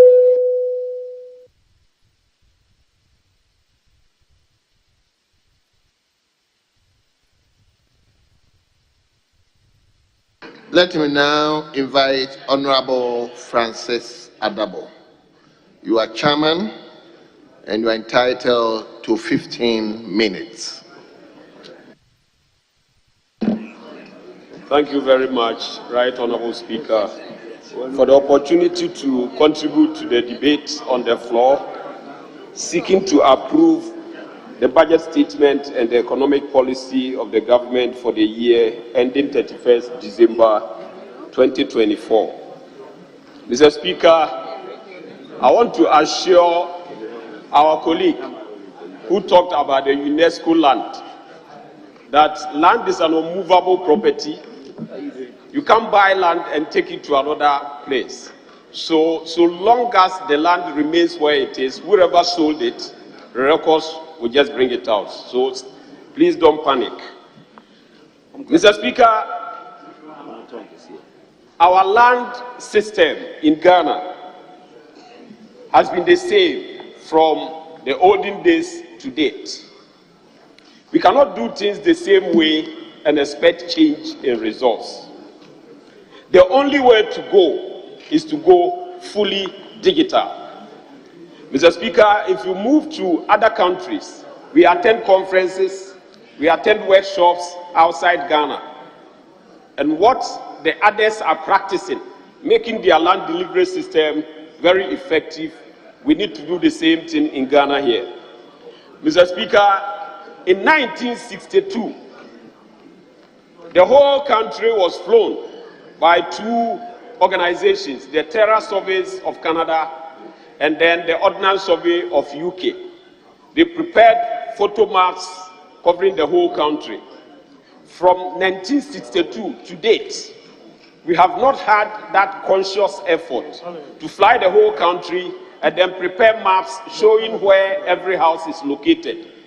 So there are so many houses in Ghana here. They are hidden somewhere. They don't have any maps, so they don't even pay tax. Mr. Speaker, I know your good self, you are a valuer. I know the leader of the house is also a planner. And I know you all understand why we need base maps.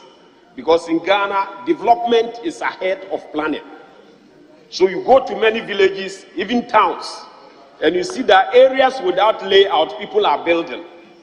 So when the development gets there, then they need to go and survey the whole area again for the planner to work backwards. That's why we see many of our houses submerged in water, because we don't have base maps to prepare topo maps, to prepare base maps for the planners and the engineers to work. Mr. Speaker, from the budget, when you read bullet 634 on page 118, Mr. Speaker, with your permission, I read. Mr. Speaker, the Office of the Administrator of Stool Lands rolled out the OASL Revenue App to 58 district offices within Ashanti, Bunu East, Central Region, and Greater Accra. And Mr. Speaker, this increased their revenue substantially because of the app. So what are we waiting for? We have to go digital. We don't have any choice. Mr. Speaker, if you go to Sweden, They have something they call multi-purpose cadastre. And that cadastre will give you information as to even the number of dogs in a house. So what are we waiting for? So we don't have any option than to get a private developer. If Ghana, we don't have money to do it, we have private developers who are ready to partner with the Lands Commission to produce maps, topo maps, covering the whole country, which will serve as a base map for the whole country. Mr. Speaker, Forestry Commission every year, they tell us we have planted 1 million trees, 10 million trees, 100 million trees, but we are not able to see these trees on a map. So it's like the data they give us is what we have to accept. Mr. Speaker, the administrator of school lands will also come and tell us, I did this work, we don't have any map. The Lands Commission will also come and tell us, we have done this, we don't have any map. But Mr. Speaker, we need these maps, and we need to get the maps by all means. Because if you don't go digital and we do things the same way, we are not going to see any change in results. Mr. Speaker, the geospatial data that we need is the foundation on which all institutions can base their analysis. Mr. Speaker, every day we talk about Galamsey. Mr. Speaker, we talk about illegal mining. But we don't see the effect of this Galamsey on a map for all of us to appreciate the devastation the Galamsey is causing on our lands. So the answer is to go digital, get all the maps digitized, so that all the other institutions can get the map and superimpose their own information for analysis. Mr. Speaker, if you go to town and the good old town and country planning, Mr. Speaker, it's now Land Use and Spatial Planning Authority.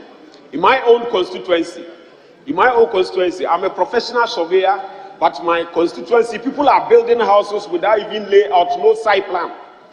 Mr. Speaker, it will get to a time, if we don't correct this anomaly, it will get to a time where ambulances and even fire service cars cannot go through some houses to quench fire, because people build anyhow because of lack of maps and base maps for layouts.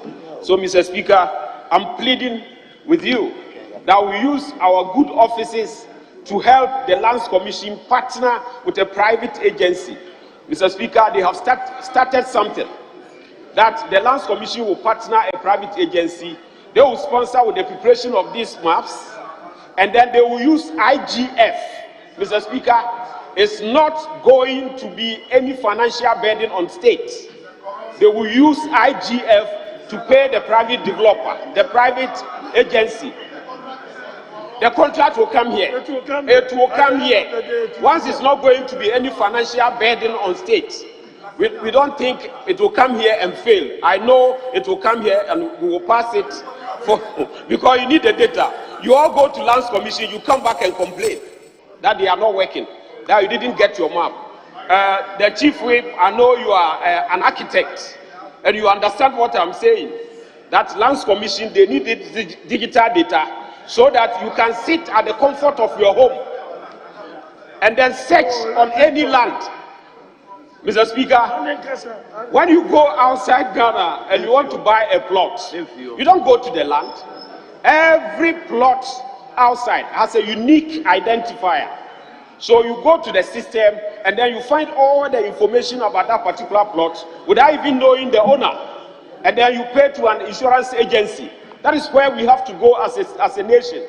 So, Mr. Speaker, I will plead that when that agreement comes to the House, I know my committee will call them to come and explain. My deputy ranking is laughing. I know they will come to us and then we will give them the green light for them to come to the plenary to, get the agreement signed. Mr. Speaker, my biggest worry is the Galamsey fight. Every district where Galamsey is going on, we all see the devastation, the rivers that are being destroyed, and all the menace. But if you don't put them together, for us to holistically see the effects, we will not appreciate the burden we have as a state. So, Mr. Speaker, I will not take your time. I want to plead with this House that we agree for the Lands Commission to get a private partner who will help who will help, get the total map of the country on which we can put our digital data for analysis, so that all the agencies will get their maps and they can sit in the comfort of their homes. It will be very nice if you want to buy a plot. You just get the plot number. With the digital, mind of our vice president, almost every plot is now having A GPS code. A GPS code, which you can use to analyze your data and then get information about the plot you want to buy. So, Mr. Speaker, I think this is a laudable idea, and we all have to support it. Who did it? 4 billion. Leader, I think Honorable Adabo is debating gently. I mean, he's not touching anybody. What else do you want to do? Is it because of their name, Baunia? Mr. Speaker, you are very right. In fact, he's my very good friend. But he is just saying that he's expecting the House to approve a proposal for a private entity to personal government. And I'm saying there's nothing before the House like that. If he's lobbying for a private entity to do that, he should say so. But there's nothing in this budget for any private entity to do land registration. So he should keep it. My leader shouldn't worry. When the time is up, they will come with a proposal and then we shall all judge. So, Mr. Speaker, in conclusion, I want to implore the House that we all think digital, so that when we need any document on land or all the other landed agencies, then it will be easier for us to get this document and to get it on real time. Thank you very much. Yeah. Thank you very much to speaking within time. So let me now turn to Honorable Dr. Rashid Pepu. Doc, you are ranking and you are entitled to 15 minutes. Thank you, Mr. Speaker, for the opportunity to debate on the budget statement and economic policy of the government of Ghana presented to us by the Minister of Finance. Mr. Speaker, let me first of all appreciate and salute the chairman of the Lands Committee for his forthrightness in approving that there is a problem with Galamsey. The minister obviously ignored the fact that the greatest danger we have now is the fact that we are copiously, intentionally, irresponsibly destroying the land, which is the basis of all development in this country. But, Mr. Speaker, even before I go there, let me start this debate by telling you a story. When I was a young man, I decided to move from the main house, the main family house, to a house my father built. And in doing so, I thought that I shouldn't be using the common bathroom. So I decided to do a small bathroom in my own corner. Mr. Speaker, I needed one pipe that would have enabled me to pipe the water from my room to a gutter, to a manhole. And so I took out to walk to look for it. And I found one at a certain point where the Works and Housing Ministry department had discarded some material. Mr. Speaker, I picked it up, and then I met a friend who said that that material I picked was no good. I should throw it away. Oh, I insisted that that's what I wanted. And all the guys there and the prospective mason said that, no, that was going to be good. But he took it from me and threw it away and said he was going to give me a better one. Mr. Speaker, I agreed with him, he threw it away, and then I was going for the better one he was going to give to me. Mr. Speaker, the following day he brought me the better one, so-called better one. And the mason looked at it and said, this is not a good one. What you had earlier one was better. And Mr. Speaker, I was then now going to look for the one I threw away. It took me a whole day to look for it. Mr. Speaker, it is a story of how we moved from an NDC regime to an MPP regime. We had a regime that was growing at a very admirable rate. Mr. Speaker, NDC grew from 2012, you remember, we grew even at a single digit. By the time we left office, growth was at 3.7%. We were mocked at. We were told we were incompetent. Mr. Speaker, the cedi was at 3.8% to the dollar. 3.8 to the dollar. Ghana cedis to the dollar.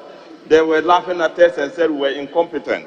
Mr. Speaker, inflation was at 18.4%. They said, Ghana is lost. Mr. Speaker, today, as they move out of office, the Ghana cedi, which I'm told is the one that exposes incompetence in governance, is about 12.5% to the dollar. Mr. Speaker, inflation today is about 35%, 35.2%. Growth is struggling to reach 3%. Mr. Speaker, all of them are below what they were laughing at. It tells this story that don't throw away something until you know that what you are bringing or what you are going to get is actually the better one. Ghanaians are apologizing everywhere. And I'm very happy that the nurses have apologized. And I'm very happy also that Obosoka people have apologized to Excellency John Dramani Mahama. Mr. Speaker, if you look at page 112 of the budget, you will realize that it's not only the degradation of the economy, the failure of the economy, it is also materialized in the retrogression of industry. It is also materialized in the manufacturing sector, which is tumbling. It is also materializing in the water and sanitation sectors, which is also collapsing. Construction is almost gone to the docks. Everywhere else you go, there is retrogression, Mr. Speaker. But today's presentation, Mr. Speaker, is more on lands.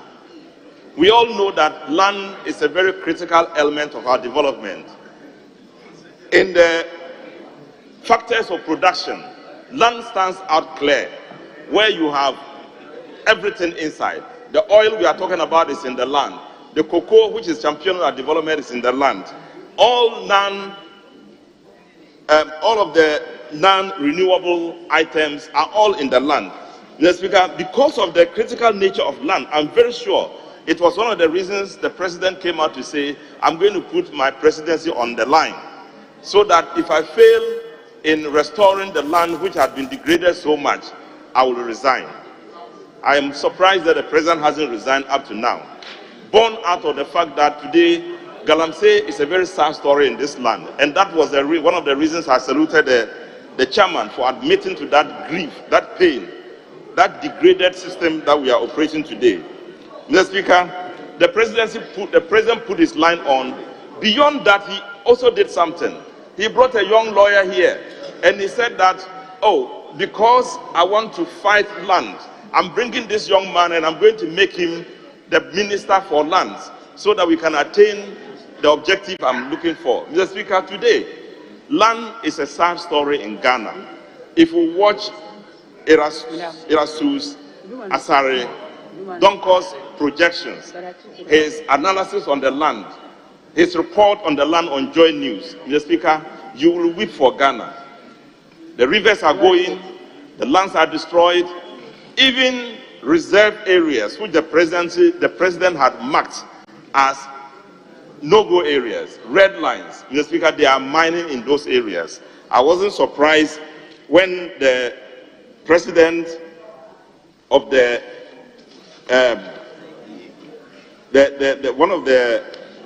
president of the executive director of the Nature and Development Foundation came out to say that he himself was very surprised when a company was asking for license to go and mine in central region, in the Kakum Park, Mr. Speaker. He wants license to go and mine there. 34 out of the reserve forest lands in this country are all under mining. They are all being mined.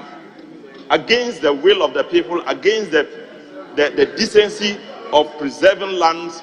Mr. Speaker, they are mining in all those areas. It is a sad, sad, sad, sad story. Mr. Speaker, as if it is not enough, in this budget, we have seen that there is a commitment to improve, to increase the mining, small-scale mining in this country.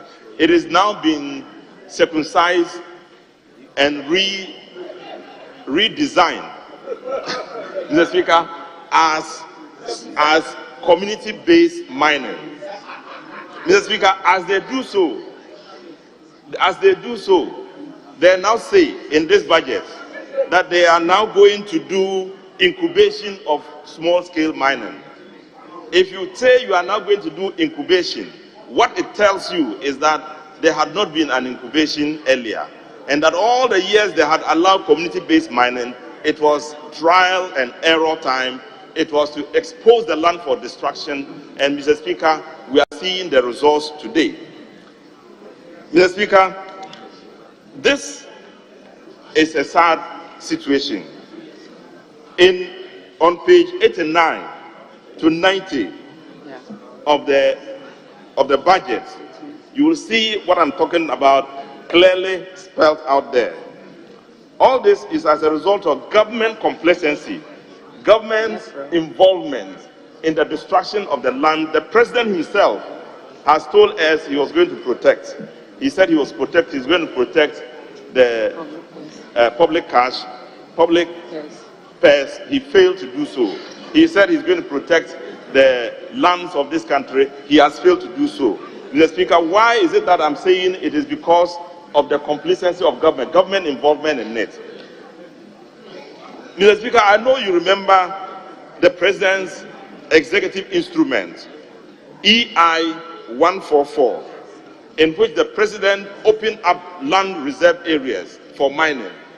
It is a serious thing. It is an indictment on the President. It's unacceptable. It shows that the presidency itself is involved in the illegal mining in places they shouldn't even be mining at all. Mr. Speaker, I know also, you know about LI 42462 that allow mining to take place in reserve forests. Mr. Speaker, it is another very, very serious area. The LI and the president executive instruments are two areas that we have to look at. They are legal instruments that tear away our commitment to keep land reserves. And that is why everywhere else in land reserves, you see people mining in them. 7 out of the 16 regions have their land forest reserve areas being mined by Galamsey and so-called community miners who don't have the right equipment, who go in to destroy the land, and which the minister is praising and saying mining is going to bring in a lot of money to the country. Mr. Speaker, I do agree with Erasmus Donko when he said that you take the gold and then you bring poison to the people. Women are giving birth, we don't know the kind of children they are giving birth to. People are dying in hospital, we don't know the kinds of children, the sicknesses they are dying of because of extensive poisoning of the lands we are using. Mr. Speaker, a few months ago, the majority leader and myself, plus our own minority leader at the time, Honorable Aruna Idrisu, we were in Brussels. One of the things we wanted to do was to meet the European Union. And why were we meeting the European Union? European Union said they were fed up with Ghana. Our lands were being destroyed because of the practice of Galamsey. There was money in the banks that they didn't know the source of the money. Money was just transferred into the bank without knowing where the money was coming from. So money laundering was a reason they wanted to stop doing business with Ghana. The destruction of the land through Galamsey was another reason, and we had to intervene. The Speaker, government itself had not got the nerves to go begging them, to go talking to them, because they were complacent. They were part of the whole system.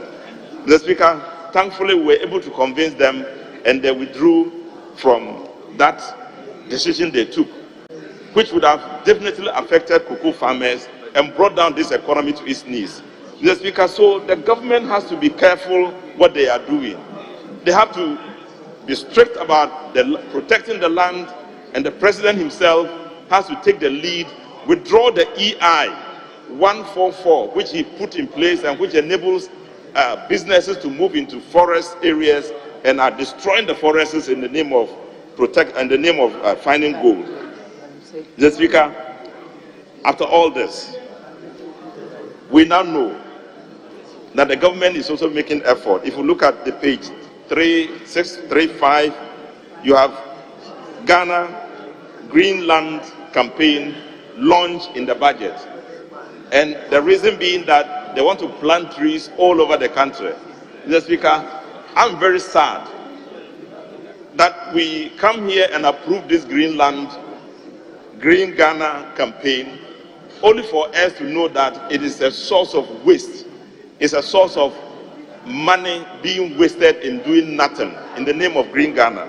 Mr. Speaker, let me say that I watched TV3 portrayal of the last Green Ghana and what waste is in the system. They presented about 5 different places where the seeds we approve here with a lot of millions of Ghana cedis was used to buy. The seeds are languishing in places, getting rotten. They just left them there. Last year they bought them, left them at specific places to be used or to be planted. But they are languishing in those places, Mr. Speaker. And TV3 showed these pictures. And I was very sad about it. And Honorable, get ready to wind up your time. Yeah, and Mr. Speaker, so Green Ghana is a mockery of what we want to do with the land we have destroyed. But above it all, Mr. Speaker, is the irresponsible sale of lands going on in all the regions. As sitting here as a minority spokesperson on lands, every single day there's a call from one region or the other talking about lands being sold. Mr. Speaker, and I know there was a petition to you by Parks and Garden that their land in Wa is being sold to an individual who is doing a petrol station there. Apart from that, all the land a lot of the land in cantonments is being sold, Mr. Speaker, to private investors, including the Speaker's land. And I understand that one, there's a dispute about it. Mr. Speaker, we need to now begin to value what Ghana has. You have spoiled the rest of the land. The ones that are within the housing areas and in places where government may need, they are selling it. Mr. Speaker, it is unacceptable. Thank you very much. I thank you for the opportunity, and I appreciate the fact that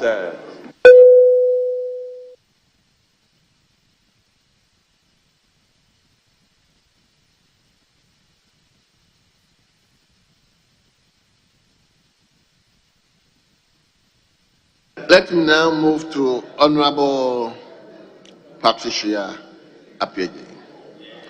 Honorable, you are the chair, and therefore you are entitled to 15 minutes.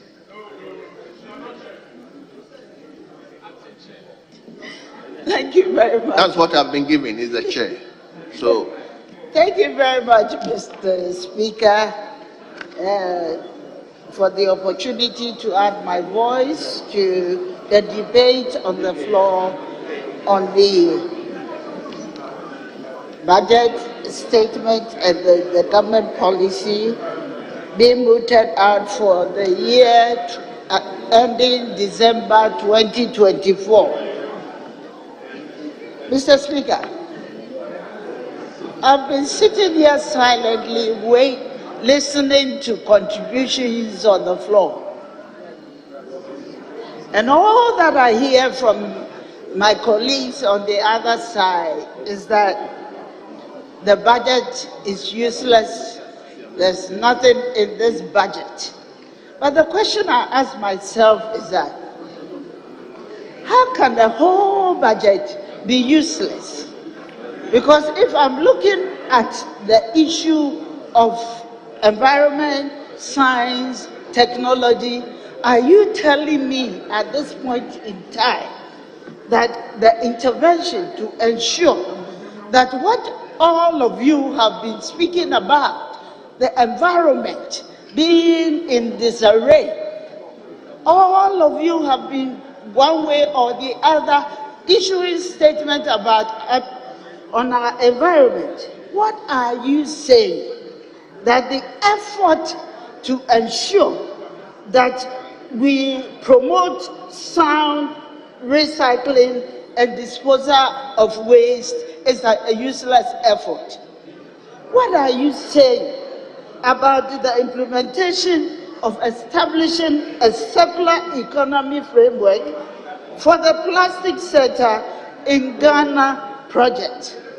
Are you saying that the e-waste or the electronic waste and all the electronic equipment being dotted around the country does not deserve to be collected and properly disposed of?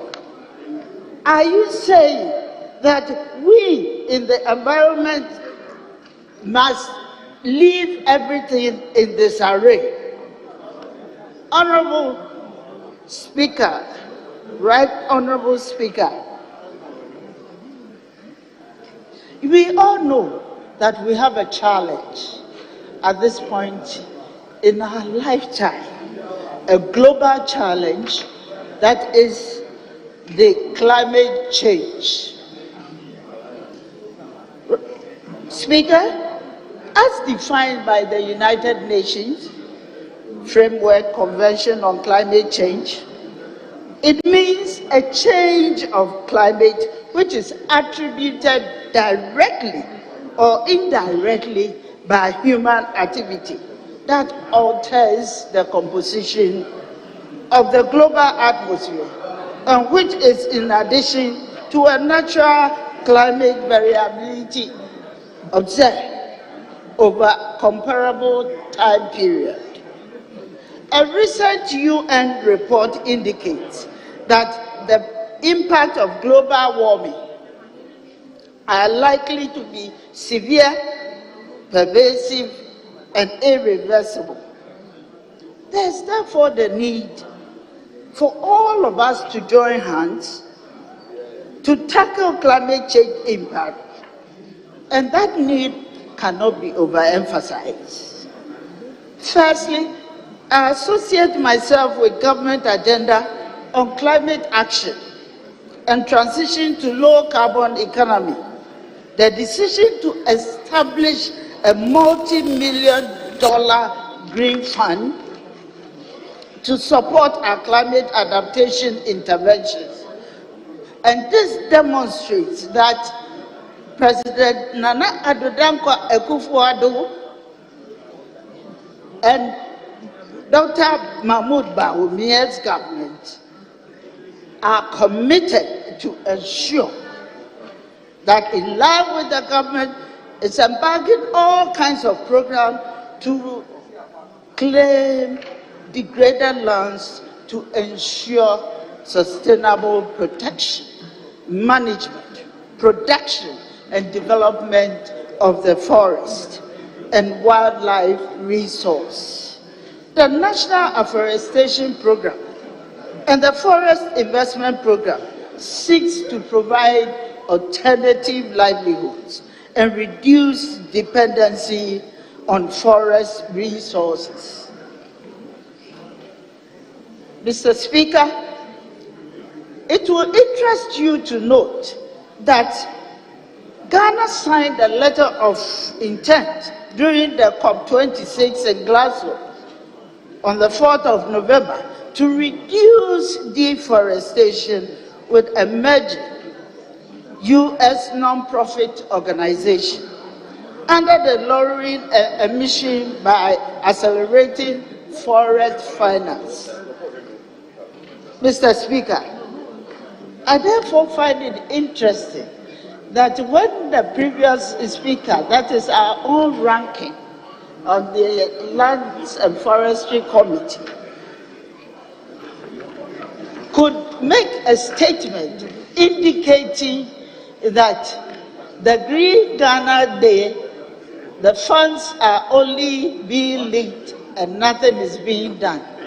I wish that our ranking could support this assertion with some level of evidence, because I don't know whether he's actually told the whole of Ghana to make that kind of statement. Mr. Speaker, we haven't launched our updated national determined contributions at the COP26.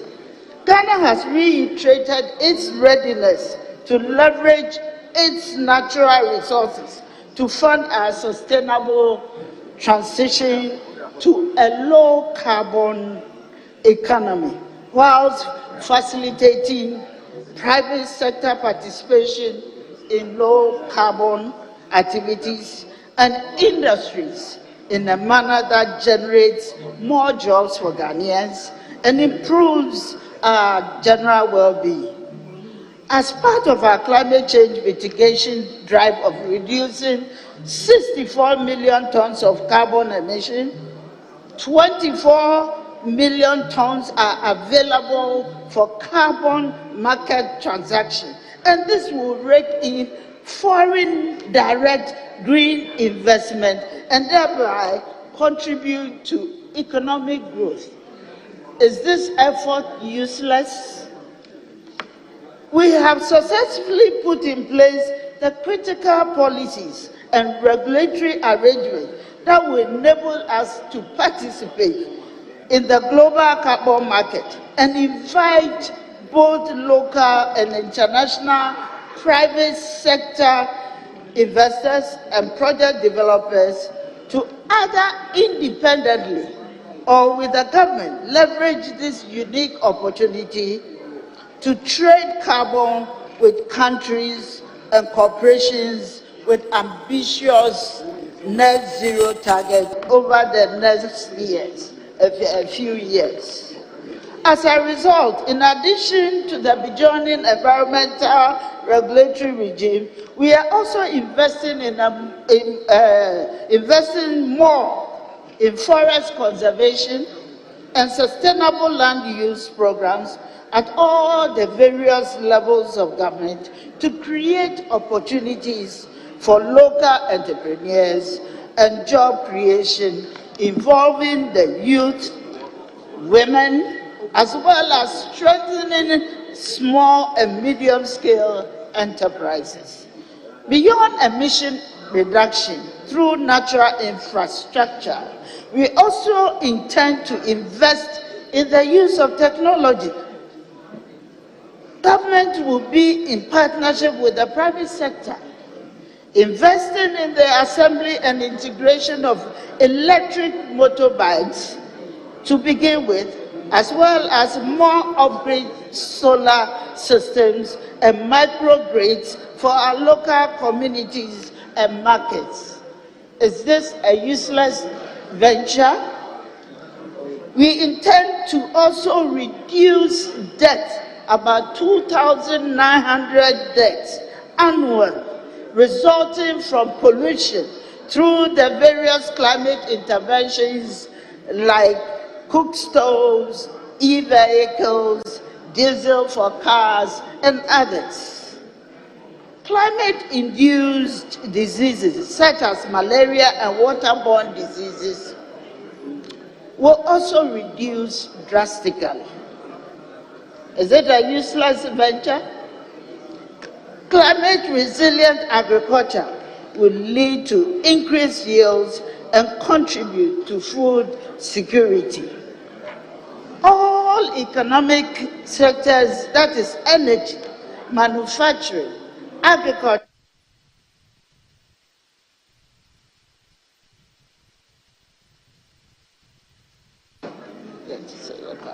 from green investments, funding will come from sector budgets, external multilateral funds, foreign direct investments, and carbon markets. Mr. Speaker, secondly, I believe in the area of technology, climate change effects can be combated in an efficient and less harmful manner if we deploy technological tools. This falls in line with government's plans to set up a foundry and machine tooling center, which is being established for the manufacture of machine tools. When completed, the program will supply some basic agro-processing equipment within 5 years, and it will also target automobile and mining industries by providing spare parts and developing subcontracting capabilities to service the emerging automobile assembly industry in the country. After setting climate targets, companies will need to quantify, reduce, and monitor their emissions. This process can be complex, and it can be time-consuming and prone to errors, especially for the novices. The right technology can simplify this process and make it more efficient, transparent, and effective. Mr. Speaker, the international community has become aware of the interconnection between climate change and sustainable development. More interdisciplinary partnerships for change is being advocated, which can result in more sustainable behavior and consumption.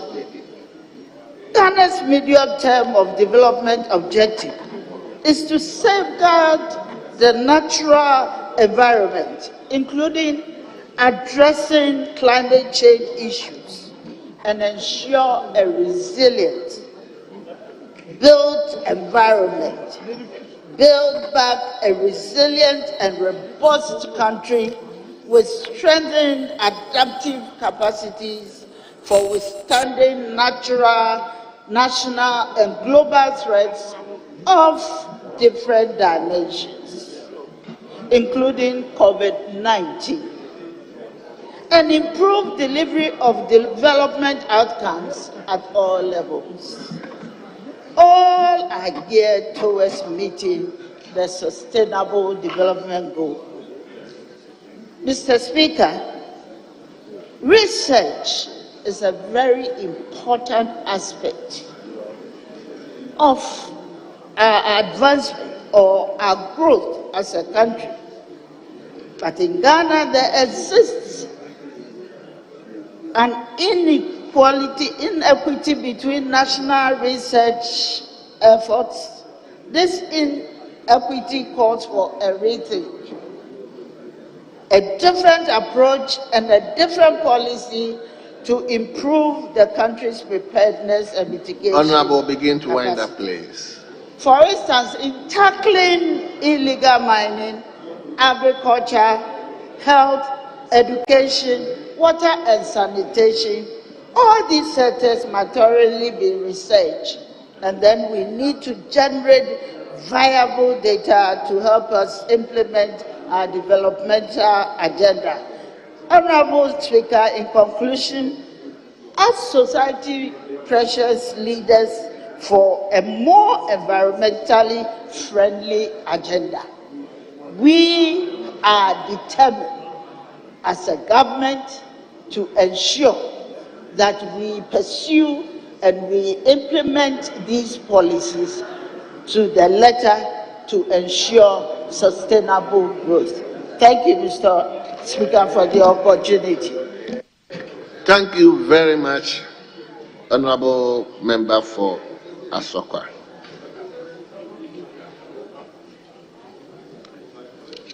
Let's now turn to Temari North. Honorable Alasan Suhini, you have 10 minutes. The floor is yours. Thank you very much, Right Honorable Speaker, for the opportunity to make a comment or two on motion 9 on today's order paper. Mr. Speaker, except that I am a bit confused as to which of the budget statements that we are to debate. Mr. Speaker, as I prepared to debate this copy that was distributed to all of us last week, my chief whip, Honorable Kwame Agoja, gave me this other copy of the budget. Mr. Speaker, I therefore am at a loss as to why our budget statements are also now enjoying the double track system. Mr. Speaker, this phenomenon of double track has to be checked, because it seems to me that even our faith, our religion, soon will be enjoying double track. Mr. Speaker, but it's of concern that we are spending lots of money to produce these documents when many people out there are struggling to earn a living from the jobs that they do. And that is even about those who have jobs. What about those who do not have jobs? And so when you expect government to be prudent in its, policies and programs and activities, and you see some of these, abysmal output, you are left wondering if the government is really aware of the times that we are in. What is the cost of printing of these two budget statements that have just been presented with? And why the need to even print two budget copies? I think that this waste must be checked. Mr. Speaker, I've heard some of our constituents say on the streets and on social media that Ghana has become a crime scene. They say so because of the rapid, unprecedented scandals of this government and its functionaries, and almost every sector of our lives today, Mr. Speaker, and our country's administration has been engulfed with one scandal or the other. Mr. Speaker, I dare say that if Ghana is a crime scene, the Ministry of Lands and Natural Resources is one of the critical murder weapons that has to be carefully examined. Mr. Speaker, I am not surprised that the chairman of my committee, Honorable Francis Adabo, a senior brother and a very good friend, admits that Galamsey and the issue of fighting Galamsey is one of the biggest threats to our existence today. Mr. Speaker, instead of defeating Galamsey, like COVID-19, this government has turned the fight into a flagship of corruption. And this flagship of corruption has benefited appointees and influenced peddlers related to the president and members of government. Mr. Speaker, the work of investigative journalists, Anas Amiriao Anas, the memo by the chairman of the Interministerial Committee, Professor Frimpong Boateng, to the president, and the widely circulated tape that party Hiasika, to wit party one's money, which was a recording of the minister at the time, are all references that one can use to actually affirm the point that the charade to fight Galamsey was really just a flagship for corruption. Mr. Speaker, we are told that the Interministerial Committee, for example, was allocated 30 million Ghana cedis, $30 million every quarter, and they operated for 3 quarters. Mr. Speaker, after their work, all we have is that Galamsey has become worse and excavators have flown into the thin air. Mr. Speaker, one time, the ministry blew 5.5 million Ghana cedis on just touring and interacting with people on how to deal with Galamsey. Another time, one workshop meeting to discuss Galamsey cost the taxpayer 2.1 million Ghana cedis. Yet, Mr. Speaker, I agree with the chairman that it is disappointing that in the 39-page budget statement that the finance minister presented, not even one mention was made of Galamsey. not even a single word was made in reference to Galamsey. Mr. Speaker, having raped our environment and defiled our tax money in the name of fighting Galamsey, they have now shifted their attention, or their predatory attention, I should say, to the Minerals Income Investment Fund. Mr. Speaker, after the good people of Ghana rose up to save the fund, which they initially intended to use for the fraudulent Ejapa transaction, they have craftily, in the name of small-scale miners incubator scheme, supposedly aimed at building the capacity and helping small-scale miners to unearth their full potential, cooked this scheme and allocated $100 million of the MIF money to their small-scale miners, who perhaps are no longer getting enough gold from their illegal concessions. Mr. Speaker, 30 cronies, we are told, by this budget have already been shortlisted for what they call a pilot, even before Parliament considers this proposal to use the MIF fund, which could not be used for Ejapa, now for this incubation project, which they intend to share among their cronies. Mr. Speaker, despite spending millions of Ghana cedis in this phantom green Ghana projects and forest cultivation and preservation, on the contrary, we see that government is engaged in activities that actually threaten our forests. Mr. Speaker, I'm not surprised that the ranking member also in his contribution referred to this scheme of greening Ghana as a vehicle for corruption. Clearly, when you read news reports and you follow the news media, you will come to no other conclusion than the fact that the green Ghana is indeed green corruption. Mr. Speaker, between 2018 and now, the government allocated over 523 million Ghana cedis to various national afforestation programs. Meanwhile, despite criticisms and calls on the president to reverse EI 144, I mean, how do you spend that much money in the name of greening Ghana, and yet you issue an executive instrument, 144, which disclassified the Achimota forest? The president has been adamant, despite the calls on him to reverse this EI that declassifies the Achimota forest and allows for unrestricted, regularization and documentation and development of that area by people who have shared these lands among themselves. Mr. Speaker, he further, even before investigations opened into the operations of Akonta mining in the Tano Nimrimi forest, cleared the company, Akonta Mining, which belongs to his party chairman, even though the Honorable member, hold on. Was clearly involved. Honorable member, hold on. Yes, Honorable Sly Sylvester Tete. Mr. Speaker, it's unfortunate for my colleague to have said that the land had been shared among themselves. There is no evidence to that effect. This is a house of records, and I expect the honorable member to retract in the absence of any evidence to the effect. Thank you. Yes, honorable member, in the absence of actually telling us who got what, please, let's debate it in such a way that we wouldn't put ourselves into trouble. So, kindly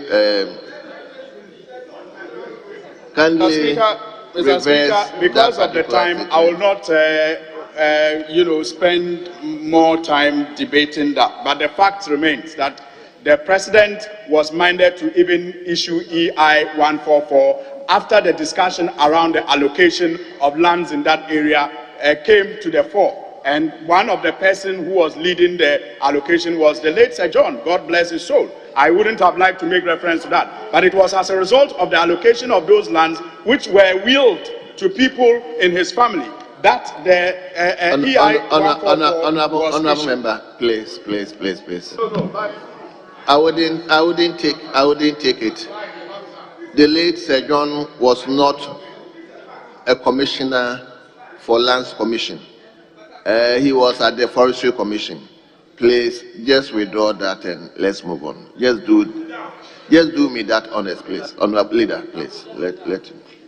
Leader, let him do that for me. Mr. Speaker, I would never challenge your ruling. But Mr. Speaker, he never said Sir John worked at the Lands Commission. He said some of those lands that ought to be protected were distributed to people related to government. Is it not the case that we all know that Achimota Forest on record was in the will of, may his soul rest in peace, Mr. Honorable Sir John? Is that not a factual information? So what is he supposed to withdraw? It is true. It is true. So what is he withdrawing? Honorable leader, you know you have to help me to manage the house. Please, I've asked him to withdraw that statement. Ask him. Honorable Suhini, kindly do that for me, please. Mr. Speaker, I reluctantly withdraw what I know. Thank you very much. You can now move on. Thank you very much, Mr. Speaker. Mr. Speaker. Honorable members, please, he has withdrawn. Let's allow this. Yes, Honorable Suhini, please go on. Mr. Speaker, the point I only sought to make was that instead of greening Ghana, the vehicle for that purpose has become a Honorable leader vehicle. Oh. Yes. Mr. Speaker, and instead of greening Ghana and protecting what we already have as green areas, Mr. Speaker, the point I was simply seeking to make is that the President has aided the appropriation of some of the forest land.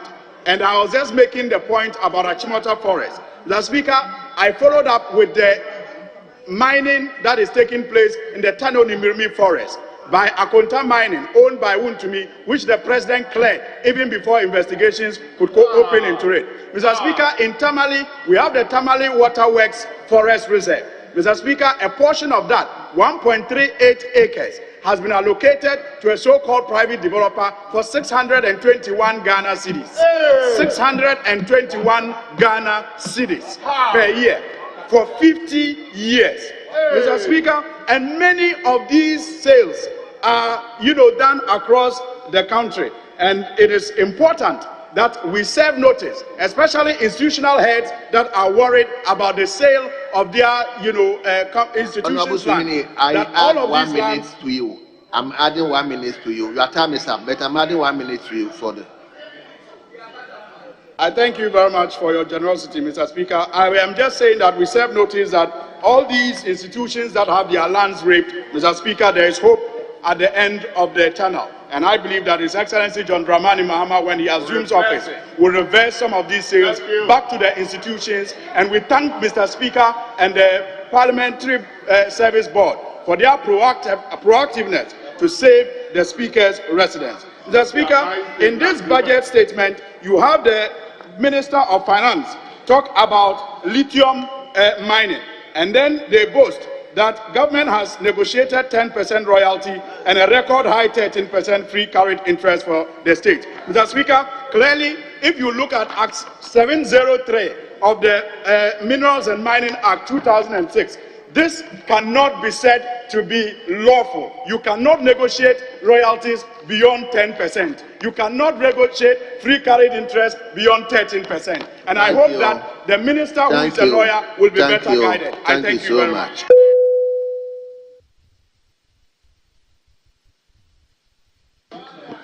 It is now the turn of Honorable Frida Prempeh. Honorable Frida, you are a Minister of State and you are therefore entitled to 15 minutes. Thank you, Mr. Speaker, for giving me the opportunity to speak to the motion on the floor. Mr. Speaker, I would like to refer you to page 2 of the Inquinim budget, paragraph 11. Mr. Speaker, with your permission, I read. We all saw the damaging effects that the economic downturn had on Ghana's already stretched revenues. This was even made worse by the additional expenditures that were required during the COVID-19 pandemic to ensure that life and livelihoods were protected. Mr. Speaker, I would like to also refer you to page 5 of the Ipunim budget, paragraph 32, and with your permission, I read, "We have worked hard and invested significant resources, and being sure of this knowledge, I can confidently assert that over the past 7 years, every sector has been positively impacted. Every household has been positively impacted by our social intervention programs. Indeed, Mr. President Akufo-Addo has deepened decentralization development by investing 422.1 million to create and resource 6 new administrative regions, the most in our history since independence." Mr. Speaker, yesterday we were all here when my colleague on the other side of the aisle, in her submission, referred to a Bible scripture, but she intentionally decided to take one part of the scripture and left the most important part of the scripture out. Mr. Speaker, the scripture she referred to can be found in Proverbs 29, verse 2. But she said, "But when the wicked rules, the people mourn." The people mourn, that's the reason why they voted the NDC out of government. But the proverb, the scripture says, "When the righteous are in authority, the people rejoice." So Ghanaian people are rejoicing because the NPP is in government. They are rejoicing because we cannot rule COVID-19 and Ukraine war out of any equation. Even during the COVID-19 pandemic, the good people of this country were given free water. And the government of this country absorbed all the fees. We had to pay Ghana Water, repair Commission of Sanitation and Water Agencies, and all the other agencies under the water industry who supported us. So even under this pandemic, the president and the dynamic vice president of this country supported Ghanaians for us to access free water. Mr. Speaker, I would like to refer you to the urban water supply under the NPP government. During our time, access to drinking water sources... Honorable Minister, hold on. Honorable Leader, I think we will allow the to flow. Mr. Speaker, she is a very respected member of this House. But this is a House of record. And this has been going on for some time. Mr. Speaker, we always hear government have provided free water and free electricity to every Ghanaian. Mr. Speaker, I have communities in Adapu that don't have pipe-borne water. I have communities that don't have electricity. Were they also benefiting from free water and free electricity? It is okay to say some people benefited. But Mr. Speaker, everybody living in Ghana never benefited from free water and free electricity. Let that be the record. Mr. Speaker, it is not true that everybody living in Ghana during COVID had free water. Honorable Leader. So let him qualify it. It's important. Honorable Leader, it's okay. Yes, Honorable Minister. Let's hear you. Mr. Speaker, I still want to emphasize that during the COVID-19, the visionary president at our time initiated the free water for all Ghanaians and subsequently absorbed water bills for domestic use for all Ghanaians. So we initiated the free water for all Ghanaians. So if you were not part at the time, somebody was. Thank you. Mr. Speaker, under my ministry, access to drinking water sources, Mr. Speaker, has increased from 79% in 2017 to 87.7%. And people sit here and say that this is a hopeless budget. Mr. Speaker, the gains have resulted from investments in projects such as the Upper East Water Supply Project, which has expanded access to over 350,000 people.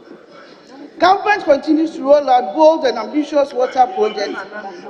Mr. Speaker, the Tamale Water Project, the Damango Water Project, the Yendi Water Project, the Wenchi Water Project, the Keta Water Project, Sunyani Water Project, the Sekendi Water Project are all under various stages of completion under this government. Mr. Speaker, in addition to all these water projects, the ministry has also rolled out water supply improvement projects across the country. We have delivered a total of 18 water systems, 12 small water pipe systems, and 6 limited mechanized systems to serve over 69,000 people in 35 communities, Mr. Speaker, including Ho Municipality, Ho West, Adaklu, Agotime, Zope districts in the Volta region. Mr. Speaker,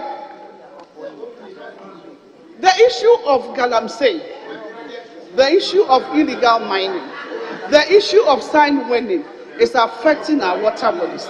And I will urge this House to support this including budget so that we'll be able to deal with the issue of contamination of our water bodies at our water river basins. Mr. Speaker, cumulatively, Mr. Speaker, a total of 11 water systems. Honorable Minister, hold on. You see, I don't want to interject anybody, but the rules that has been set by the Speaker is that once you mention somebody's name, then the person will be entitled to respond. So, Honorable Podo, Honorable, yes, who Central? Yes, let's hear you. Mr. Speaker, there is no water project in Ho municipality. We have been pleading with government to enhance the whole water project, which is, as we've done it. Pleading with government to enhance the Kweve water project, which supplies water to Ho municipality. For about 4 or 5 years now, nothing has happened. So she should stop mentioning Ho municipality as a beneficiary of any water project. Probably the minister responsible is getting something on the way for you. So, Minister, let's hear you. Thank you, Mr. Speaker. My brothers on the other side are simply not listening to what I'm saying. I said that the project, which is funded by the Spanish government, is delivering a total of 18 water systems and 12 town pipe systems and 6 limited mechanized systems to serve 69,000 people in 35 communities. In 35 communities, including Ho. So if you've not yet got in there, we'll get there. Including Ho West, including Adaklu, including Agotime district in the Volta region. Honorable Minister, don't invite them into your debate. You can do your own thing without necessarily inviting them. They should sit down and listen and hope that we'll get to their constituencies and their communities. Mr. Speaker, I think the minister means well, but she's been given the wrong brief. I know she went there not too long ago. The truth is that the 5 district water project started in this house by the NDC government, initially included Ho as the 5th constituency. But as the project progressed, Ho has completely been taken out. So Ho did not benefit and is not part of any project. Interior, did you want to say something? Mr. Speaker, I haven't been